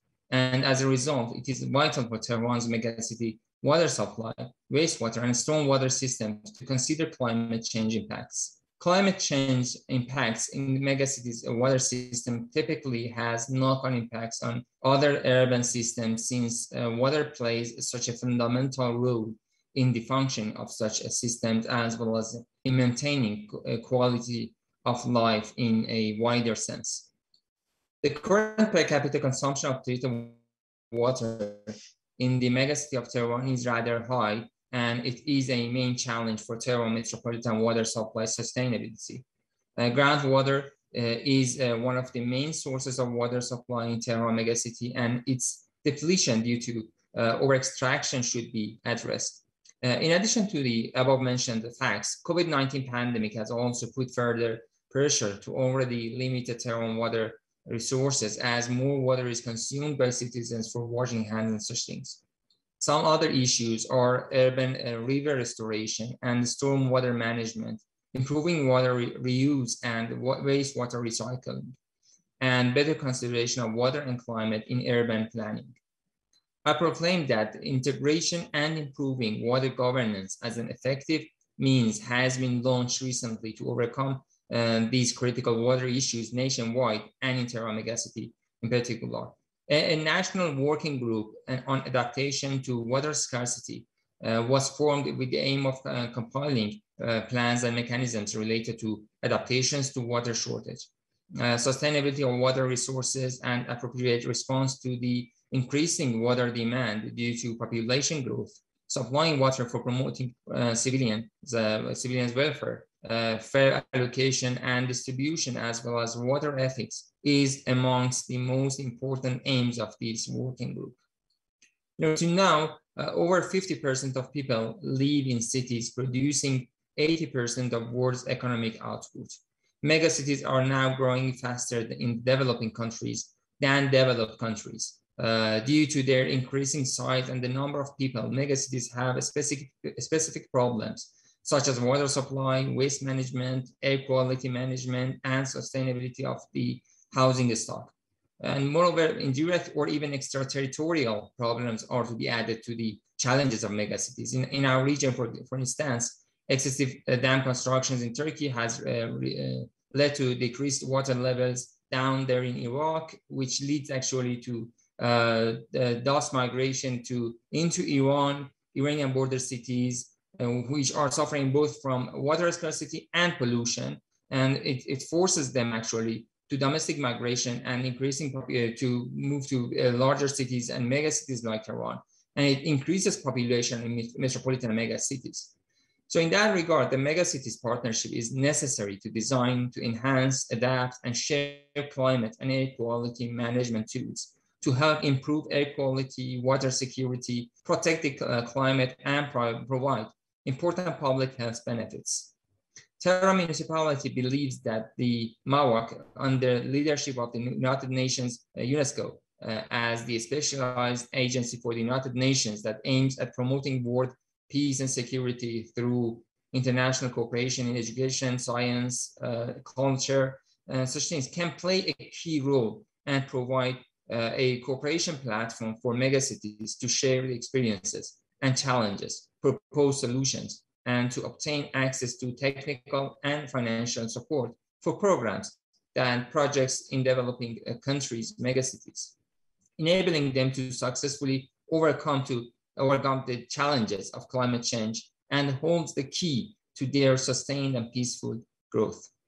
To end my remarks, I would like to reiterate once again the full support of the Tehran megacity to the Megacities Alliance for Water and Climate by all means, with the aim of presenting and exchanging its current and future challenges to water security, economic activity, and social stability, as well as adaptation and mitigation strategies in megacities. Thank you very much. Thank you very much, Your Excellency, Mr. Hamid Reza. Thank you for joining us here today and sharing with us the real specific challenges of Tehran. And perhaps one take-home message is that this is really a multidimensional factor of cities and addressing the water challenges and adaptation. So thank you very much. Thank you for being with us here today. Your Excellencies, dear participants, I'd like to move on now to our very last speaker among the Honorable Assembly of Mayors and Governors of the megacities. It gives me great pleasure to call upon Mrs. Christina Hidobro, joining us all the way from Santiago. Thank you for joining us, Mrs. Christina. Mrs. Christina Hidobro is the head of Resilient City Unit, Department of Regional Planning and representative of the governor of Santiago. The floor is yours, ma'am. Thank you very much. Thank you very much. It's a pleasure to greet you all participants of the event. And thank you, UNESCO, for bringing us all together addressing this critical challenge. I'm here representing Governor Claudio Rego. He sends his greetings and he's eager to start collaborating with all the cities involved in this initiative. Climate change, and especially its impact on water availability and excess of heat, is a global concern, and for us it's not exception. Chile is considered a highly vulnerable country in the face of this reality, since it meets 7 of our 9 vulnerability criteria that have been defined. Our country has a strong dependence on climate and water availability for development of main socioeconomic activities such as agriculture. The metropolitan region of Santiago is particularly sensitive to these vulnerabilities due to its high population concentration. Our region has 8 million inhabitants, which correspond to 40% of country's population. So the impacts of climate change are critical for our city. This presents a huge challenge. On one hand, we understand in understanding this phenomena, and on the other hand, in planning our region for adaptation. Climate change affects both urban and rural areas. In urban areas with heat waves, change in availability of water and energy, and the occurrence of extreme events. In rural areas with drought that accentuate agricultural demand and water and and human consumption. We have already been in a mega drought for the last 13 years in the context of the warmest decade of the last 100 years. The year 2021 was the 4th driest year of our history. In addition, we have problems with another type of events associated with climate change, such as summer rains. These are not part of our typical climate, which is dry, and it causes in the summer, and it causes many problems affecting the population. By increasing the probability of flooding and mudslides when it rains, and the high isotherms coincide with rain. This means that it rains in places where normally snows. So producing runoff with high concentration of sediments, producing episodes of high turbidity in the rivers that feed the Maipo Basin, where the city of Santiago is located. The Maipo River is the main source of water for human consumption in the region. So this event endangered the water supply of inhabitants of urban area of the capital, since drinking water plants cannot operate with cloudy water. In the other hand, high temperatures and decreases rainfall have reduced the region's water reserves due to the accelerated melting of glaciers and snow in the mountain range, which are fundamental reserves for human consumption, contributing up to 13% of the water that is consumed per year. In our region, we have almost 1,000 glaciers, and the latest survey shows that many of them have thinned, losing up to 2 meters of thickness per year, which is very preoccupant for all of us. Although this scenario is not very positive, we're taking action for both adaptation and mitigation to this climate change scenario. In the summer of 2013 and 2016, we had serious difficulties where experienced the distribution of drinking water in Santiago to these turbidity problems that I mentioned before. So the water company began the construction of 6 mega tanks for the storage of raw water in the foothills of the Andes as a measure of resilience and preparedness towards future hydrometeorological emergencies. These mega tanks allow the city to have up to 34 hours of water autonomy in the situation of high turbidities in the Maipo River, product of these warm rains that I mentioned before. So we are also pushing an ambitious agenda on climate change issues. First, we already declared the metropolitan region in a climate emergency. Second, we announced the financing of our regional climate change plan. Third, we announced as a regional government that we will not we're not providing funds for any project that is not sustainable. We are not continue to be part of the problem, but be the solution of these problems. We want projects that are sensitive to time of climate emergency, that are water and energy sensitive and efficient. We are also developing a sustainability criteria to set standards for public spaces and parks, so necessary to combat heat waves, but with acclimatized species with low water consumption. Finally, we're funding partners of the first Water Fund of Chile. This is a public-private initiative that aims to protect the water sources and manage to have water availability, both in quantity and quality, towards the 2050.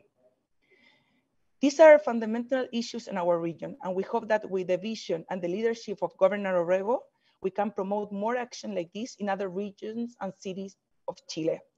For our region, international cooperation is key. We believe in exchange of experiences and good practices. We have been part of the Resilient Cities Network since 2015, and we collaborate with other cities in order to implement our resilience strategy. Maintaining international cooperation in time of pandemic has been a challenge, but we're clear that we will continue to strengthen in these and other issues. Today we cannot think of a future for our metropolitan region, Chile, of the world, without having a sustainable perspective that incorporates climate change. In the past, that might be optional, but today it's an unescapable responsibility. We want to leave a legacy to the new generation that ensures their well-being, and we are ready to follow the lead of Governor Orrego in that task. Thank you very much.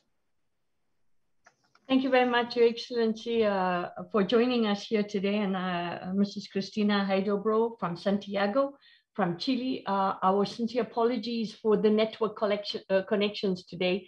We've faced a couple of challenges, so my sincere apologies to you. And Your Excellencies, dear mayors and governors, we have now come to the end of the first part of this assembly this afternoon. The second part will go into really detailed and presentations from some of the partners who work with UNESCO and with the Intergovernmental Hydrological Program, which was established by the 193 member states of UNESCO to provide support in terms of the latest technological advances in water and management of water. And before I hand you over to Dr. Abu Amani and his team, Dr. Abu is the director of the Water Division. I think I just wanted to share with you some of the very key critical points that emerged out of this session. Indeed, water is a basic human right.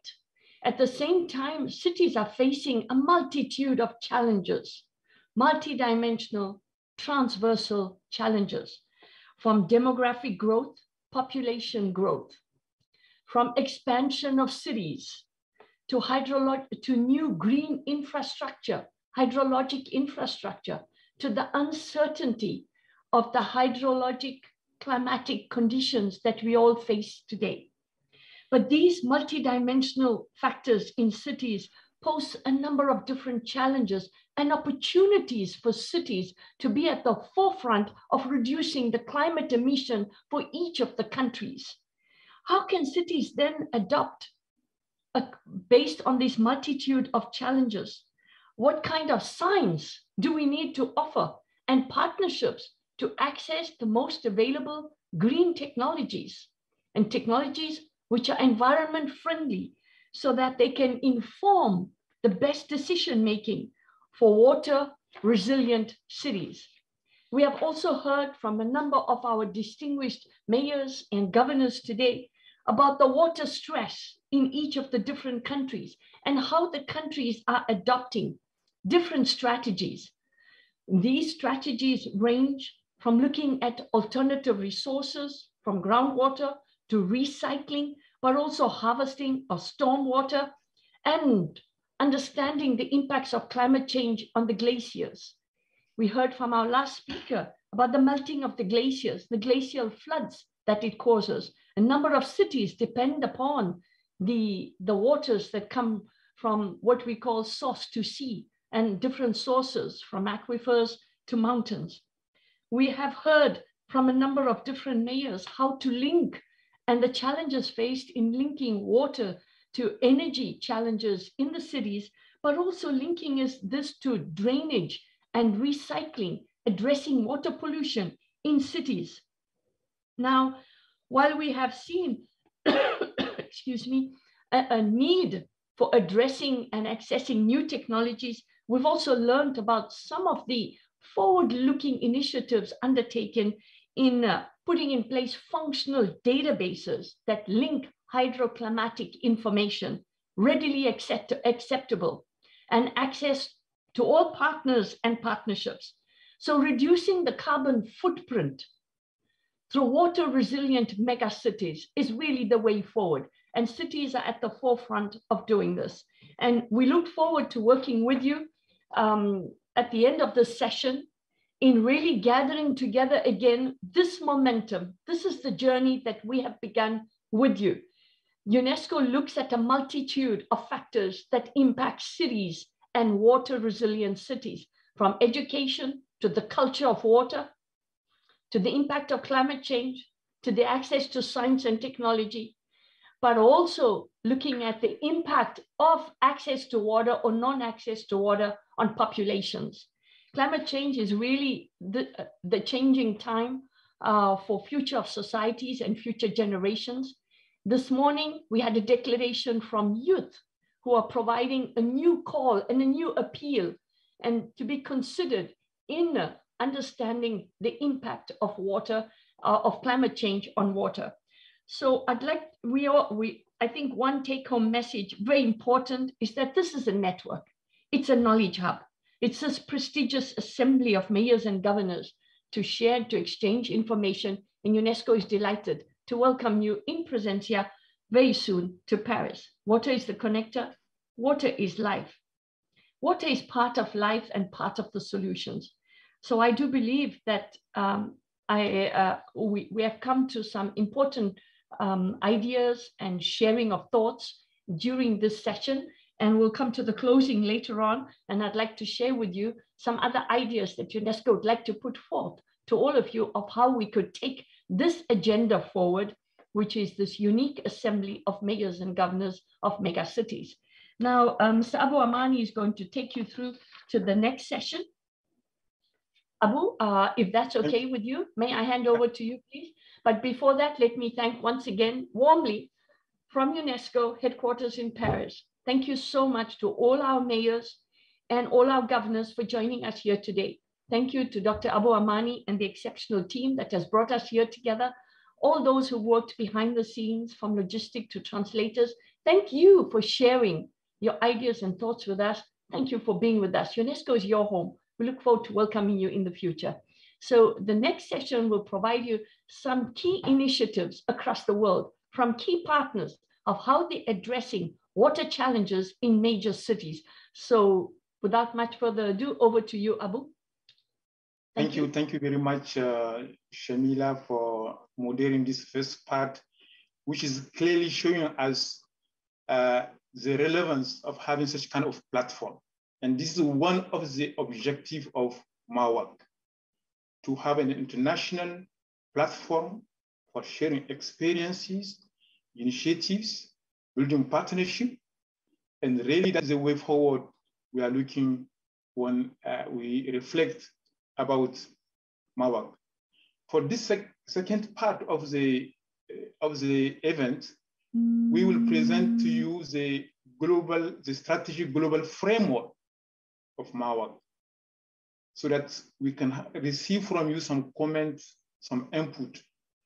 And before that, we believe that it's good also to share with you some concrete example already going on among some of the members of within these megacities working already together. So this is why we put, before the presentation of the strategic global framework, we'll have 3 presentations from our partners on concrete example of building partnership and cooperation.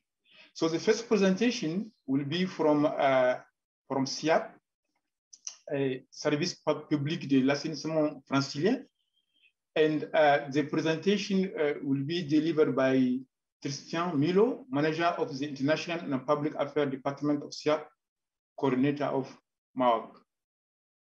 Tristan Milo, you have the floor.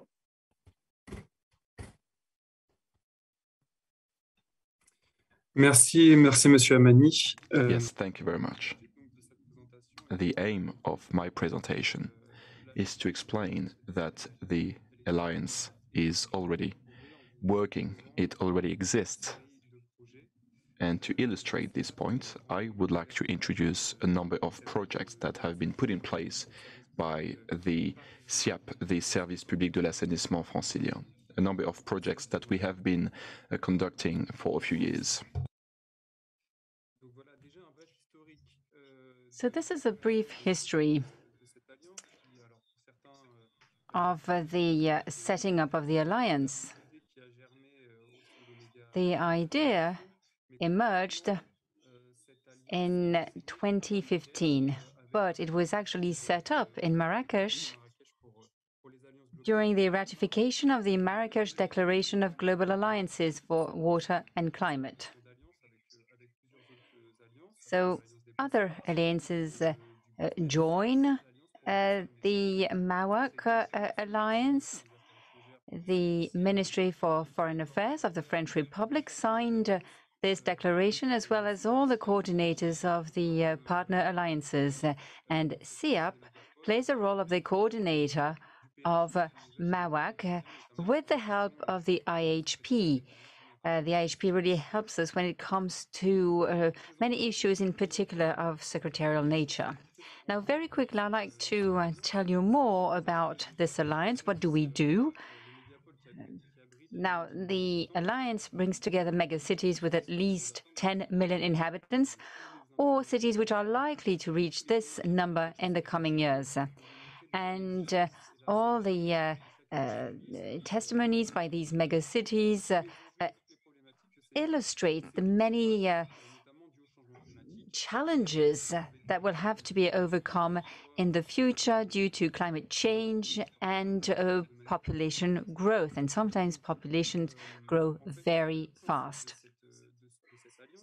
The principle of this alliance is to encourage an exchange of view and develop synergies to overcome common challenges. So to sum up, in a few words, this alliance brings together different major players and megacities around the world facing global climate change issues, and the objective is to have an exchange of view on the different solutions that were implemented with the help of public services and political stakeholders as well. Next slide, please. Now I'd like to show you how, within the framework of two projects, the city of Paris, which I represent here as a SIAAP representative, thanks to cooperating with other major cities in the world, has already been working with other partners. So what is SIAAP? We are a public operator, and for the past 50 years, we've been treating wastewater, industrial wastewater, and municipal wastewater. We also manage the supply of water, and we use two rivers, the Seine and the Marne. Now, Paris has to adapt to climate change and has to overcome new challenges, and we're very lucky in Paris because when Baron Haussmann, a very famous historical character, decided to renovate Paris, he also worked on the different networks within the city. So environment was taken into account as well as our rivers. We're talking here about 9 million users and 1.2 billion euros when it comes to the budget. So this is the situation in Paris. And let's talk about another megacity. Next slide, please. Manila. So Manila, this is a city growing very fast, more than 13 million inhabitants.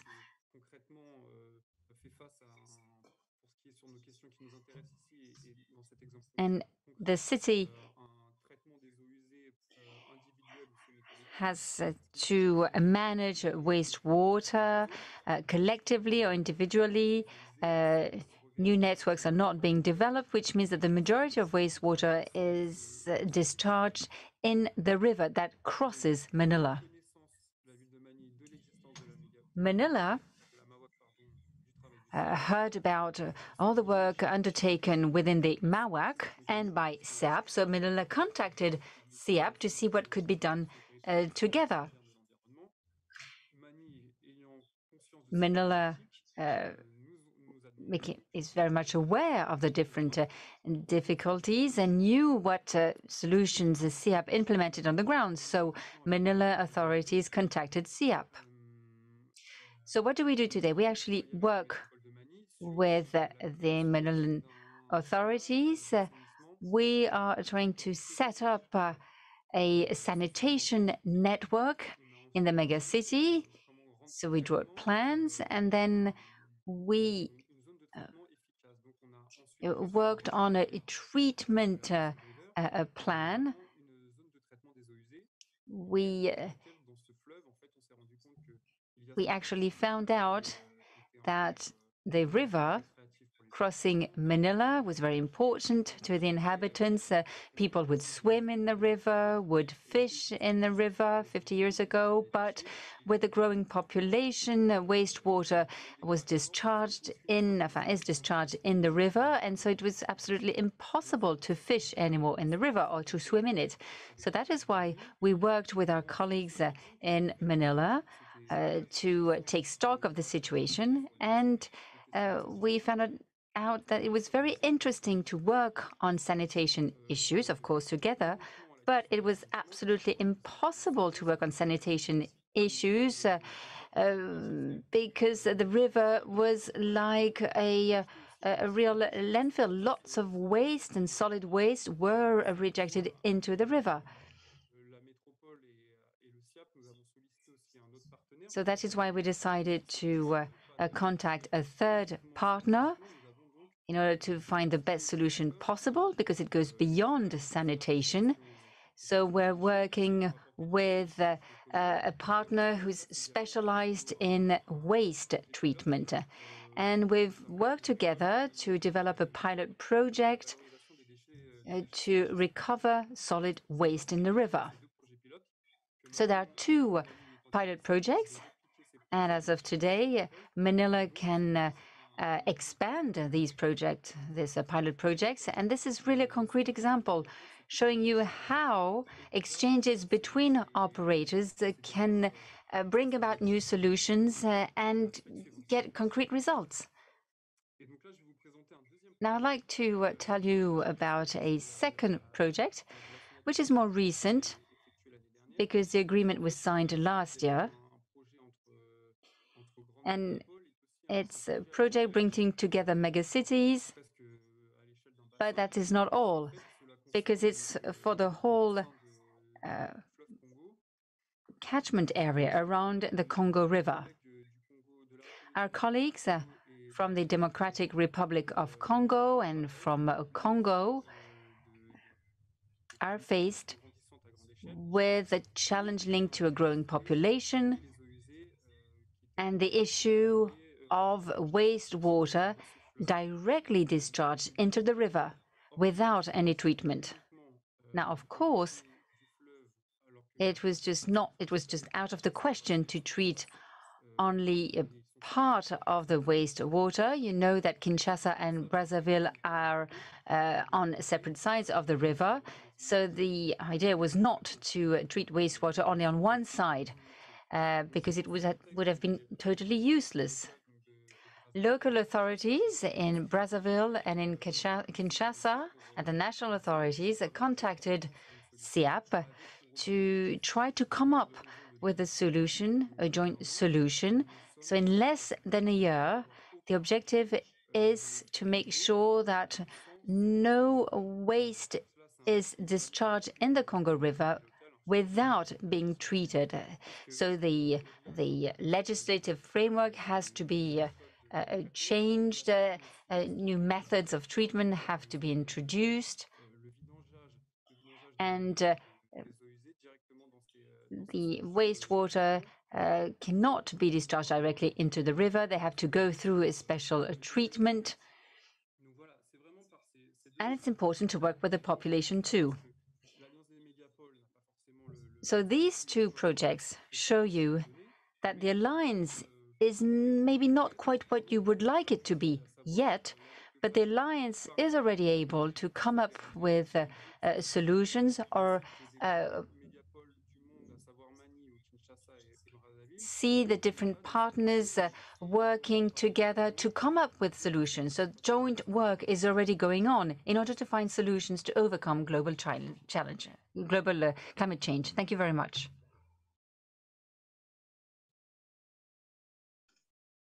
Ok, merci beaucoup, Christian, pour cette Thank you présentation. very much, Tristan, for your presentation. Thank you for giving us examples of what partnerships can do. You talked about this partnership with Vanilla, as well as the partnership with Kinshasa along the Congo River. Example of partnership we have been initiating. We have been working with Kiwata, Republic of Korea, on the Seal of Excellence for urban water management, but I'll leave my colleague Taiwan Kim to make his presentation on the initiative. Taiwan? Okay. Dear participants from all over the world, this is my honor to share Keware's contribution to the initiative development of UNESCO leading program, Seal of Excellence for Urban Water Management, especially for drinking water. As you may know, K-Water is the public water utility under the Ministry of Environment in the Republic of Korea. It has 60 years history of water management. Usually, the concept of Seal of Excellence is used as a meaning of excellency for specific evaluation. So what I know that European Committee is also using Seal of Excellence concept to evaluate research proposal. Next, please.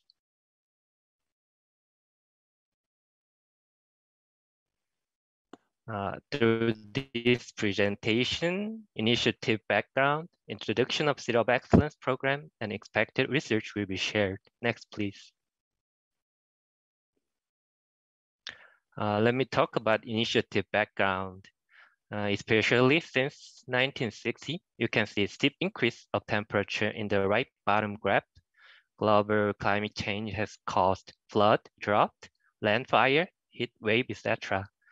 Then it has threatened water security of vulnerable developing member countries and small island developing states.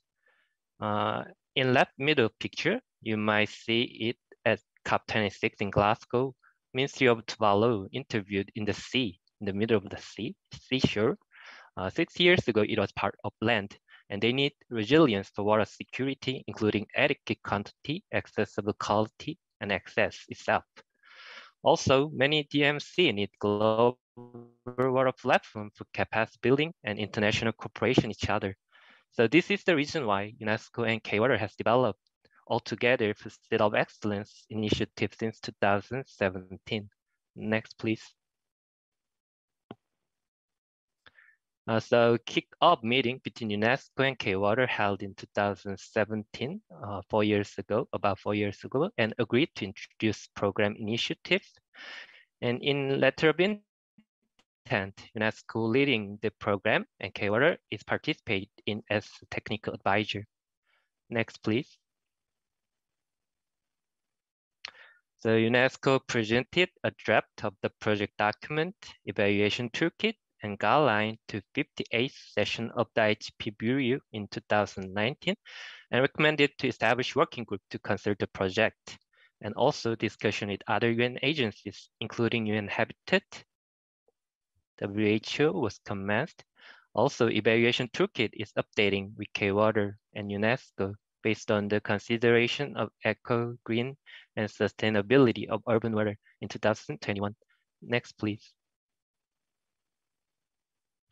Recently, through the first external ordinary session of Intergovernmental Council of the IHP in October 2021, revised project document for Center of Excellence for Urban Water Management has been submitted and presented and approved with the participation of K-Water.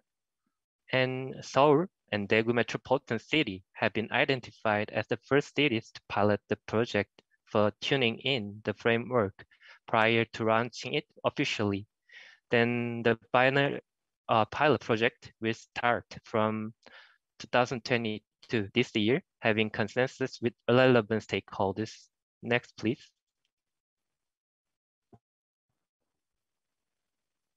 So this is the timeline for the program.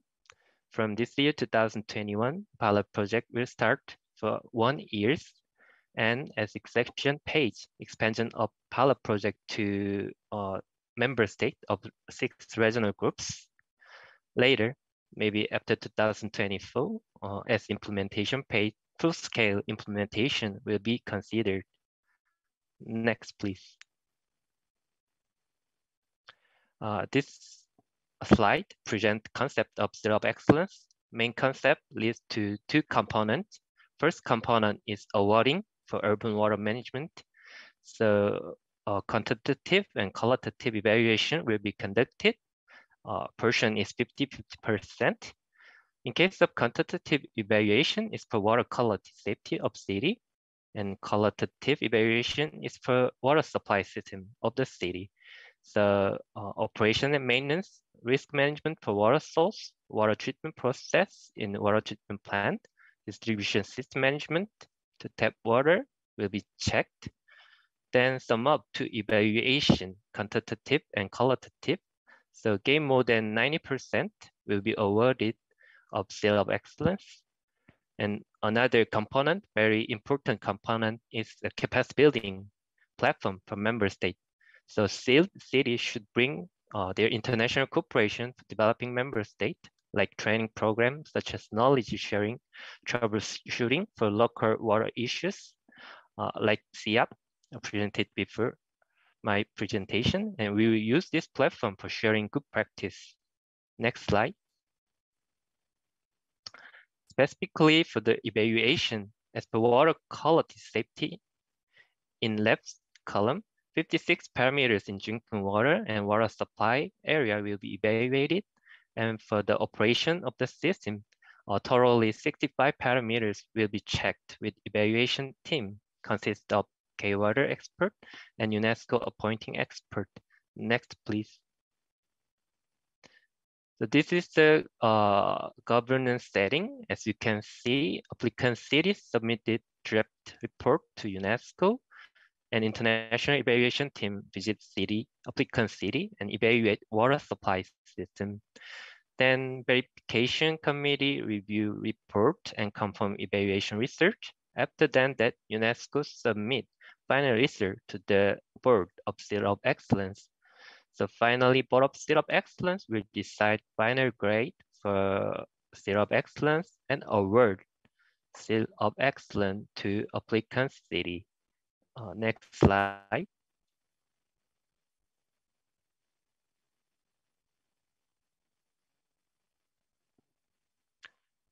So this is the collaboration under the UN agencies. Next slide, please.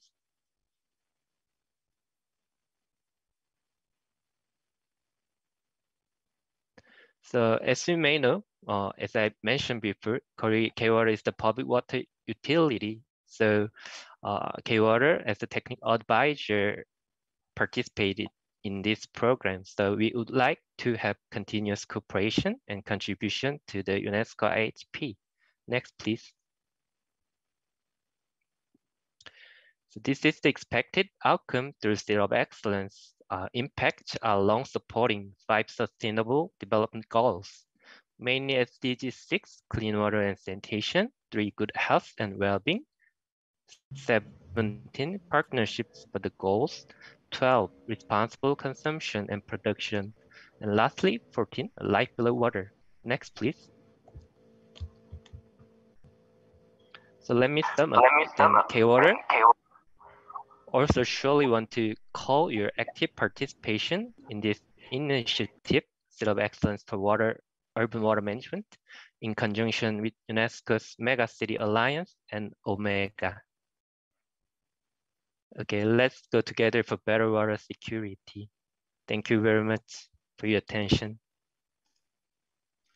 Thank you very much, Taiwan, for the presentation on this initiative on the Seal of Excellence for urban water management within cities.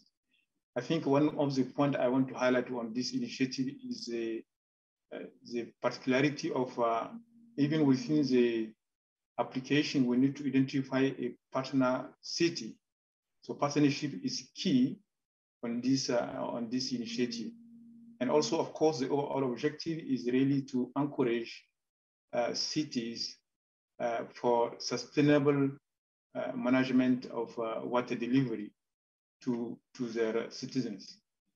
So let's move to the next presentation, also concern another initiative we have with the Republic of Korea on sustainable water security for human settlement in developing countries in the climate change. For this, we will have a presentation from our colleague, Neha Nida. Neha Nida, you have the floor. Are you connected? Yes, I am. Thank you. Thank you. So under the partnership of UNESCO with the Republic of Korea, this partnership, the goal of this partnership is to provide member states with plan and tools for sustainable water security for cities. And under this partnership, a new project is being envisioned in Bhutan. The title of that project is Integrated Water Resource Management for Bhutan's Future Water Security for Cities and Climate Resilient Development. Next slide, please. Why and how this project is important?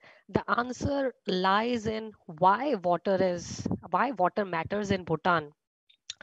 Bhutan has one of the highest per capita water resource availability. This abundant resource plays an essential role in all 4 of the Bhutan's major economic drivers: agriculture, hydropower, tourism, and small-scale industry. Agriculture consume over 90% of the water resource in Bhutan and contribute over 15% of country's GDP. The energy sector in Bhutan, comprised almost fully of hydropower, accounts for 1/5 of nation's GDP. Bhutan transition from a least developed country to a middle income country has been driven almost entirely by hydropower export revenues. That's why water matters to Bhutan. Next slide, please. Bhutan reliance on this major water dependent economic sectors makes the country highly vulnerable to climate change impact. Just one click, please. Another click, 2 more clicks. Thank you. As Bhutan continues up the development ladder, its historically agrarian character is being transformed by urbanization. The 2017 population census estimated that the Thimphu, which is Bhutan capital, experienced a growth of 43% just in a decade. Presently, Thimphu of Bhutan ranked the highest in terms of population size among all Donjok in the country. Next slide. This urbanized future involve risk like water quality degradation, increased water stress, and even scarcity in high demand area. Recognizing this, government of Bhutan introduced National Integrated Water Resource Management Plan in 2016 with a scope till 2030. And this project of partnership of UNESCO and Republic of Korea aims to support government of Bhutan in achieving the objective of this National Integrated Water Resource Management Plan. And the objective of this project is to strengthen the capacity of Bhutan to monitor water quality, to reduce risk to water security, and mechanism for effective implementation of this plan. Next slide, please. The scope of this project, city of Thimphu, which is the capital of Bhutan and which is located in Wangchu Basin, which is one of the 5 hydrological basin within Bhutan. Next slide, please. The implementation strategy involves building the capacity of Bhutan to monitor water quality by installing monitoring station and developing monitoring protocols for Bhutan and an effective knowledge sharing mechanism. Here the role of the partner, the Republic of Korea, is really important. The first role that we envisage for the partner is identification of this water quality monitoring system. Then government of Bhutan with need assessment, the infrastructure requirement, the technical design, how the database system should be. And third, and the most important, one of the most important is capacity building for the professional of Bhutan. So they keep on managing these monitoring station and the monitoring protocols. Please.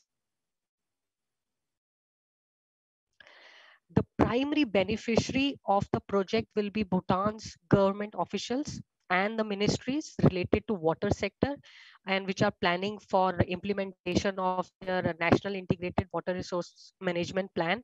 Secondary beneficiary would be that who could use the result of this project to support Bhutan with the required infrastructure, and the ultimate beneficiary will be the citizens of Bhutan as they will enjoy the benefit of living in a water secure environment. And with respect to the sustainability, we hope as this project has been prepared in partnership with government of Bhutan and under the ambit of Bhutan's National Integrated Water Management Plan and its 12th 5-year plan, we hope that it will act as a roadmap for other cities of Bhutan. Next slide, please. Yeah, so this is the last slide, and thanks to our partner Republic of Korea and Bhutan. Thimphu is not a mega city, but project is surely is a good example of a cooperation between UNESCO and Republic of Korea and how it can benefit a member state like Bhutan for implementing integrated water resource management. Thank you. Thank you very much, Neha, for this presentation on the concrete example of supporting a member state country in addressing urban water management, example of Bhutan. But I want to also to say that this initiative we have with the Republic of Korea is a long-term initiative, is a 10-year program we have, and at the end of the day we'll reach 20 countries, 10 in Asia and Pacific, and also 10 in Africa. So this is really a very interesting initiative. As I said, it's focused on issue of human settlement, even though it's not entirely dedicated to megacities. We believe that this is a good initiative. We are conducting and a very good example which can be also considered within the MAWaC platform. So let's now go to the strategic global framework. As you know, the little bit history in 2015, after the first international conference, EauMega conference here in Paris, there was a declaration requesting to put in place the platform. And it's based on that, UNESCO established a working group of experts who work in providing a framework on helping the management and the governance of the platform. But I will leave my colleague, Philippe, who will provide more detail on where we stand on that strategic global framework. And the objective here is really to listen to you also, so that you can have your input, your takeaway, and also can engage on discussion on this. Philippe, you have the floor. Thank you very much, Abu.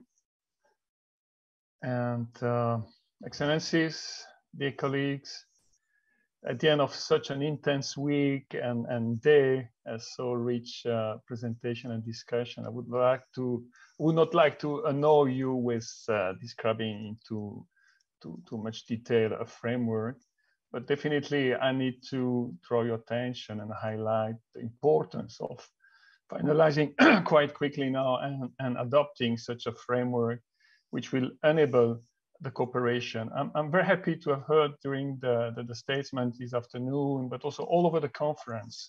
So many times it has been confirmed that cooperation is definitely needed. Dialogue among science and policies, engaging with society, engaging with citizens and communities, all these aspects were very, very relevant to you. And therefore we need somehow to frame such a cooperation to enable us to produce all the effects, positive effects we expect from it. So the next slide, please. I guess you, in the invitation packages, you have received all these documents. So you have already available the most updated draft of this strategic framework, which has been prepared by a working group nominated by within the framework of the Intergovernmental Hydrological Program with experts and representatives nominated by all member states. And as you can see here, of course, that what I was saying, we need to put black and white our vision, these strategic frameworks which will enable our cooperation and the cooperation among megacities.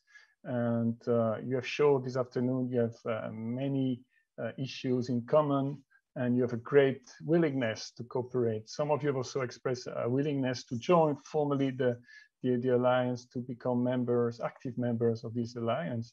And therefore, such a document is definitely something important to be established very soon and to be adopted by all of us.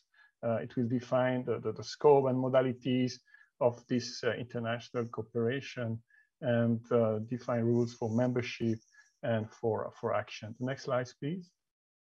It is available, as you can see here, in different languages already.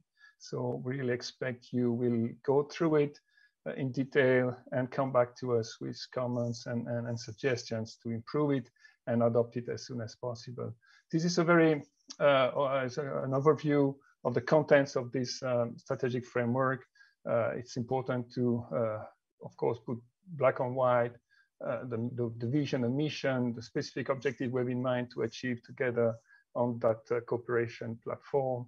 An important chapter then is dedicated to the multi-stakeholders model. That's what we have highlighted in one presentation on two. I mean, the need to really engage with all stakeholders involved in, let's say, integrated water, urban water management and addressing climate change.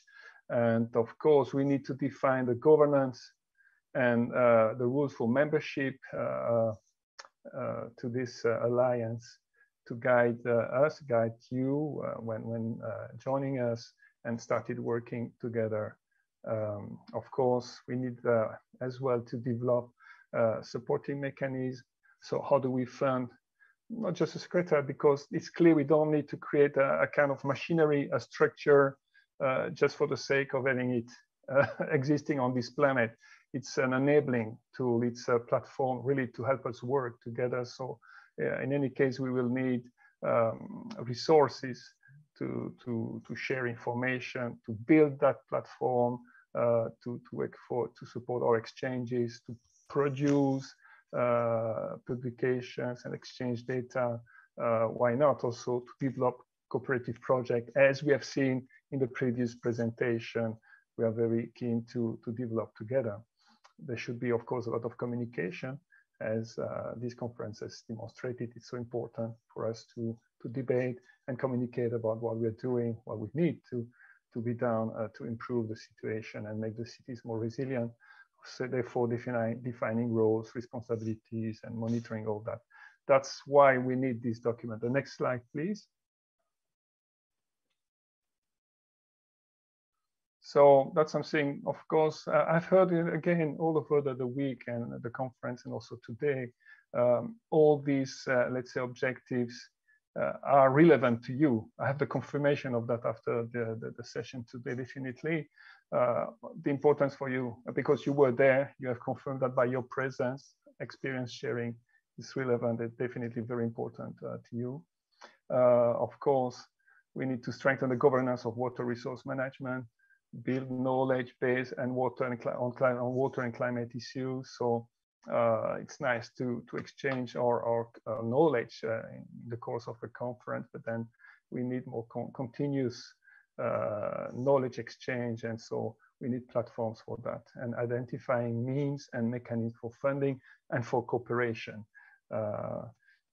SIAAP, the Korean government, have showed us very important ways of cooperating. These are not the unique one. We really would like to stimulate and inspire many others to do the same. This can be private, public cooperation, could be north, south, south, south cooperation. So there can be a lot of mechanisms, and we need to frame that.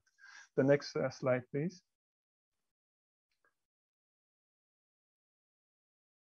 Yes, I told you already about the relevance and how important for us of this multi-stakeholders model. I mean, the whole idea of the Alliance since 2015 is built around this concept. So, of course, engaging with key stakeholders involved in water and climate issues.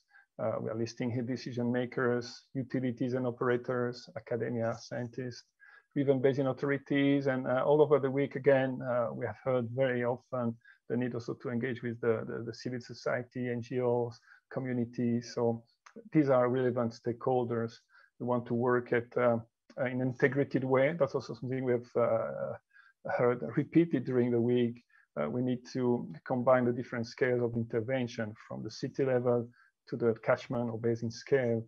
And our intention is also to work on 4 pillars. You see here water and sanitation management, climate change and water-related hazards, ecosystem, social and economic development. Again, very often we have heard this week, we need to work much beyond integrated urban water management, or looking only at water supply, water sanitation and security, but also looking at the protection and enhancement of the water sources outside the city frame.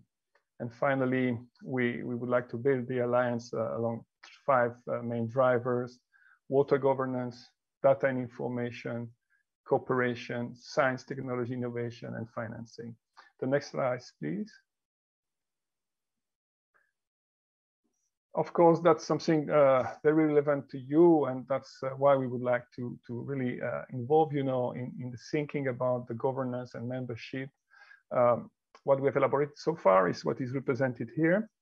Of course, we need a governing board, a governing structure, making the decision at the highest level, and engaging with cities, with government, and promoting the Alliance.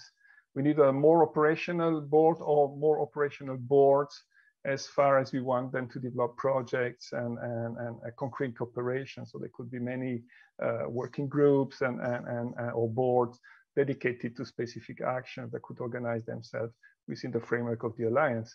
And of course, we need a secretariat. We are very thankful to SIAAP, which has supported us for the last 5 years, 6 years, providing a coordination mechanism, supporting us to be a secretariat for the alliance so far. But we are open to suggestion and decision. I'd like just to add that, of course, in the meanwhile, regions have started to work together in the alliance. And so we have had, starting first, the Latin American Caribbean region, starting meeting and building the vision for a regional platform or chapter of the alliance, followed by Europe and North America.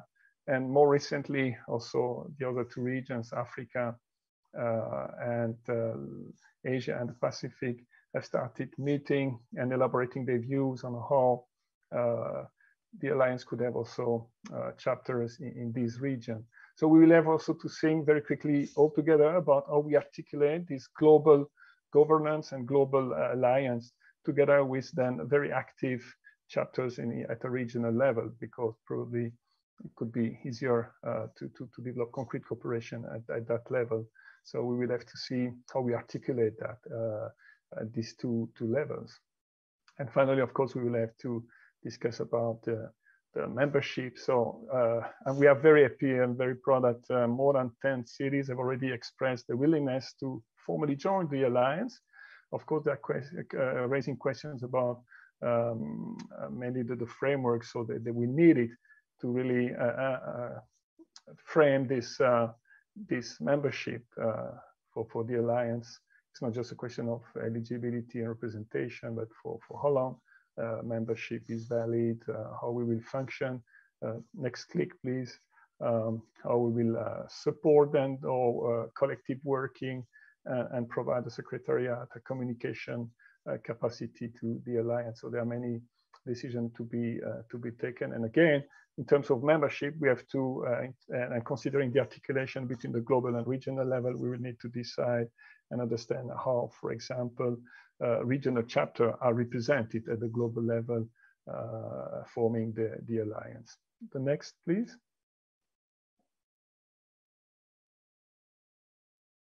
Of course, we said that already, funding is very, very important. We have seen that actors are already active, and there could be many more externally, let's say, providing the support to their own bilateral or multilateral cooperation on concrete projects. We make a distinction here with the internal funding, and it's about how we really all together contribute to maintain a secretariat. You have seen how much work there is behind a conference, behind meetings, behind communicating properly about similar initiatives. So all this should be maintained in time. And we have been very pleased to provide that so far, but we are also open to a proposal that could come also from specific megacities in the different regions, or their partners. UNESCO, as our ADG reminded you, as a huge network of offices and centers and chairs that could help also in that regard, providing a continuous support to our action. The next slide, please. Yeah, finally. Okay, so there was a last point on the previous slide, sorry. It's about the kind of infrastructure. Of course, words can fly, but then data, reports, maps, databases remain. And so we'd like also to receive offers and have partners to develop digital infrastructure to make this, to amplify the kind of exchanges of knowledge and data we have experienced during this conference and today. Next one, please. So that's the last slide. So I'd like to conclude with this invitation that so far we had worked with the working group, and the decision is now that we'd like to open to you, the megacities and your representative, to be an active part in the finalization of this framework, because you are the main end user, let's say, of this framework. And so yeah, very much concerned by what we would decide, and finally, based on that, formalize your belonging to the alliance, your joining the alliance. And very soon we will come back to you I hope already in the course of February or definitely this springtime to have a further meeting with you dedicated exclusively to the finalization of this framework. In the meantime, of course, you're very welcome to address your suggestions, remarks, questions to the team, and to work on the documents we've already shared with you. I hope that with that, we will capture very, very quickly all your suggestions and have reach a consensus on this framework, and therefore welcome all of you into the Alliance for developing the cooperation we have in mind to develop together. I will stop here and thank you very much for your attention. We have now some time for questions, remarks, and suggestions from the audience. Thank you very much, Abu. Thank you very much, Philippe, for highlighting this really a rapid overview. Of course, the framework document is available to be shared with you, and the intention really today is to share this with you to have your first feedback, your first take on this, and definitively we have seen within the whole week, practically within all the sessions, the issue of sharing, cooperation, partnership come up everywhere. So this is one of the key objectives, of course, of the platform, and this framework, we want to have your input on this, even though, as you know, we have been organizing those regional chapters to have your input from the different regions to compile all the comments, the input. But we believe that the EauMega Conference 22 was an opportunity to share this draft where we are, because the process is not finished yet, but we want you really to be aware of this and to provide your comment and input. I want also to emphasize on the fact that our approach is really to take advantage of all the convening power of UNESCO. What I mean? When it comes to water issue, the Assistant Director General, Shamila, today during the closing, has highlighted the UNESCO water family, the chairs, the centers, the national HP committees in the countries, which are there at your service to accompany you in better understanding your challenges, but not only that, but in providing concrete solutions. And also in building capacity, because that's one of the missing link we have been realizing in many cities, member states. The capacity development is one of the major challenges facing entities. And we believe that within the platform of UNESCO, we can accompany you in filling those gaps. So we are really open, because from UNESCO perspective, this was a mandate which was given to the HP Intergovernmental Hydrological Program to come out with such kind of platform, how to operationalize the platform, so that we have this framework now. We will finalize it with you, so that it's really giving something concrete on which we can build on and move forward. So let me stop here. If there is a questions, comments, your first take, impression, this is really the moment. We have sometimes remaining. We have 10, 13 minutes available for, as I said, really initial thought. I saw a hand, Professor Dan Hart. Yes, hi, good afternoon, everybody. and thank you very much for allowing me to join this session. Really on the back of what Philippe just shared with us, so I've developed a tool whereby cities can enter their offers and challenges. And essentially what the tool will do, which is an open tool, you can do it yourself, you don't need a third party for so doing. It will match the different challenges, the different offers, and create titles for projects. So this is, if you wish, this infrastructure or a possible infrastructure for what's been described. I'll be very happy to share, to discuss, to demonstrate, and I can put my details in the chat. If anybody would like to join this, it will be with you momentarily. If there are any questions, I'll be more than happy to answer. And otherwise, it is on its way to you. Thank you, Professor Danhat. Thank you. Indeed, the objective of the platform, of course, as I have said, is to share and to assist, to support.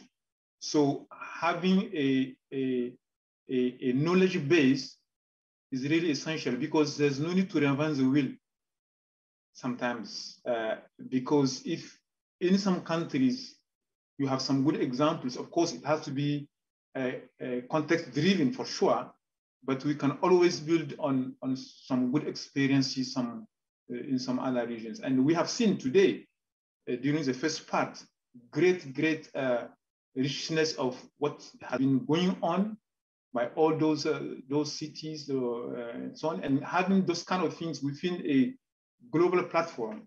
If you have seen within the framework, Philippe highlighted the digital infrastructure.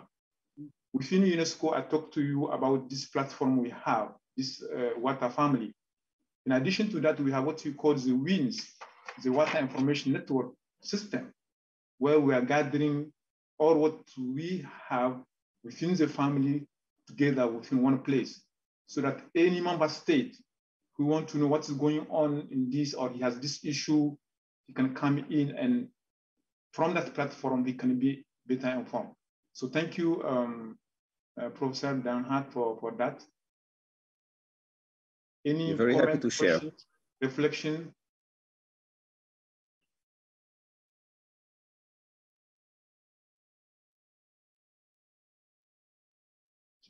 Shamila, you want to come in? Thank you very much, Abu, and thank you for sharing the framework. Thank you to Philippe. Thank you to all the presenters before. I think perhaps it's a bit new and fresh for everyone. So you may want to share with everybody the slides, the presentation, the overview, and solicit feedback from everyone, that they go back and reflect about it and also contribute. I believe that they have presented to us in the last days a multitude of very rich ideas. So this could build into this framework and contribute to it. Maybe you wish to send to all the participants today. I would recommend, at least. Perfect. No, we'll do it. It's part of the way forward. Thank you. Any other question, comment, burning point, reflection? I think otherwise, I want once again to thank you very much. It was very rich discussion. Of course, I'm not concluding. Our ADG, Shamila, will provide the direction and close the meeting, the overall week, which was very rich week, even though we had a closing ceremony this morning for the EauMega conference. And we believe that having such kind of back-to-back sharing experiences, the science feeding, because we have heard a lot from some mayors and governors, they need science to help them to inform the decision on what they have been doing in building, shaping policy. So this back-to-back EauMega and this gathering of the mayors and governors, I think that should be a way forward. And thank you from really outside. We're at your service. And I will be for giving the floor to Shamila. I want to thank all the team, they have worked tirelessly before the week, and I know that some of them even didn't have the holidays because of the situation of the sanitary, because as you know, initially we planned to do it physically, but since then the rising of cases in Paris obliged us to take rapid decision and to adapt the situation. And unfortunately, some of my colleagues did not have opportunity to take the holidays. They worked tirelessly. I want to really thank them, all of them. Of course, I will leave it to Shamila to analyze the thanks. Shamila, back to you. Thank you very much, Abu, and Your Excellencies, mayors, governors, experts from across the world, participants, colleagues, and our dear ambassadors to UNESCO. A big round of applause to this excellent hydrology team that we have here at UNESCO for really bringing us together in this exceptional meeting. Thanks to Abu, but all for leading the division in this initiative and all those who have participated. I would not do justice because I do not have the full list with me, but really a big hand of applause and my humble and deep appreciation to all of them. So dear mayors and governors, Your Excellencies, I'd like to recall really that this assembly of mayors and governors is really the first official gathering among the mayors and governors of the megacities for the Megacities Alliance for Water and Climate, MAWaC. We have heard today stories and statements, initiatives, activities from 15 megacities by the mayors and governors, the designated representatives, covering different countries across the world, different time zones. So I must sincerely and humbly thank them for taking the time for being with UNESCO today, for being with all of us, for sharing with us the initiatives, and really in this spirit of collegiality, frankness, and also sharing also with us their challenges. I am convinced that more megacities will join us in the near future. So I sincerely thank you on behalf of UNESCO for being with us here today and taking time to be with us. Although now I would like to give a few closing remarks, I think the path of cooperation among the megacities has been charted today among all the stakeholders and the partners and the experts who are with us here today. The journey has only just begun. I do believe that this assembly, this exceptional, prestigious assembly, will lead to greater parts of cooperation, collaboration, sharing among nations, and also within countries. Now, with the efforts developed since 2015, when this initiative was first being proposed, the Alliance was formulating its structure, its goals, and it started developing regional platforms for cooperation. And of course, we hope that further cooperation will come in the next months. We've heard about many different issues, many challenges, but also how to address this. And there is a consensus among all of you and a willingness to cooperate and to work together. The challenges are multitude, and many of the cities face similar, if not very almost identical challenges. For this, we need a clear strategic framework. This was presented to you today, and we would like all of you to please join us in this momentum in defining this in the coming months. The UNESCO Intergovernmental Hydrological Program was initially an international hydrological program and was established way back in the 1960s. 75 years later, since the inception of UNESCO, we continue to promote peace in the minds of men and women through international scientific cooperation. And the Intergovernmental Hydrological Program was established to work just on that. And now I invite the representatives of megacities who are sitting all around the table here with us today, who provided rich debates, rich contributions, to kindly continue this cooperation with us. What makes this alliance even more essential is that 43 megacities represent 25% of the world population.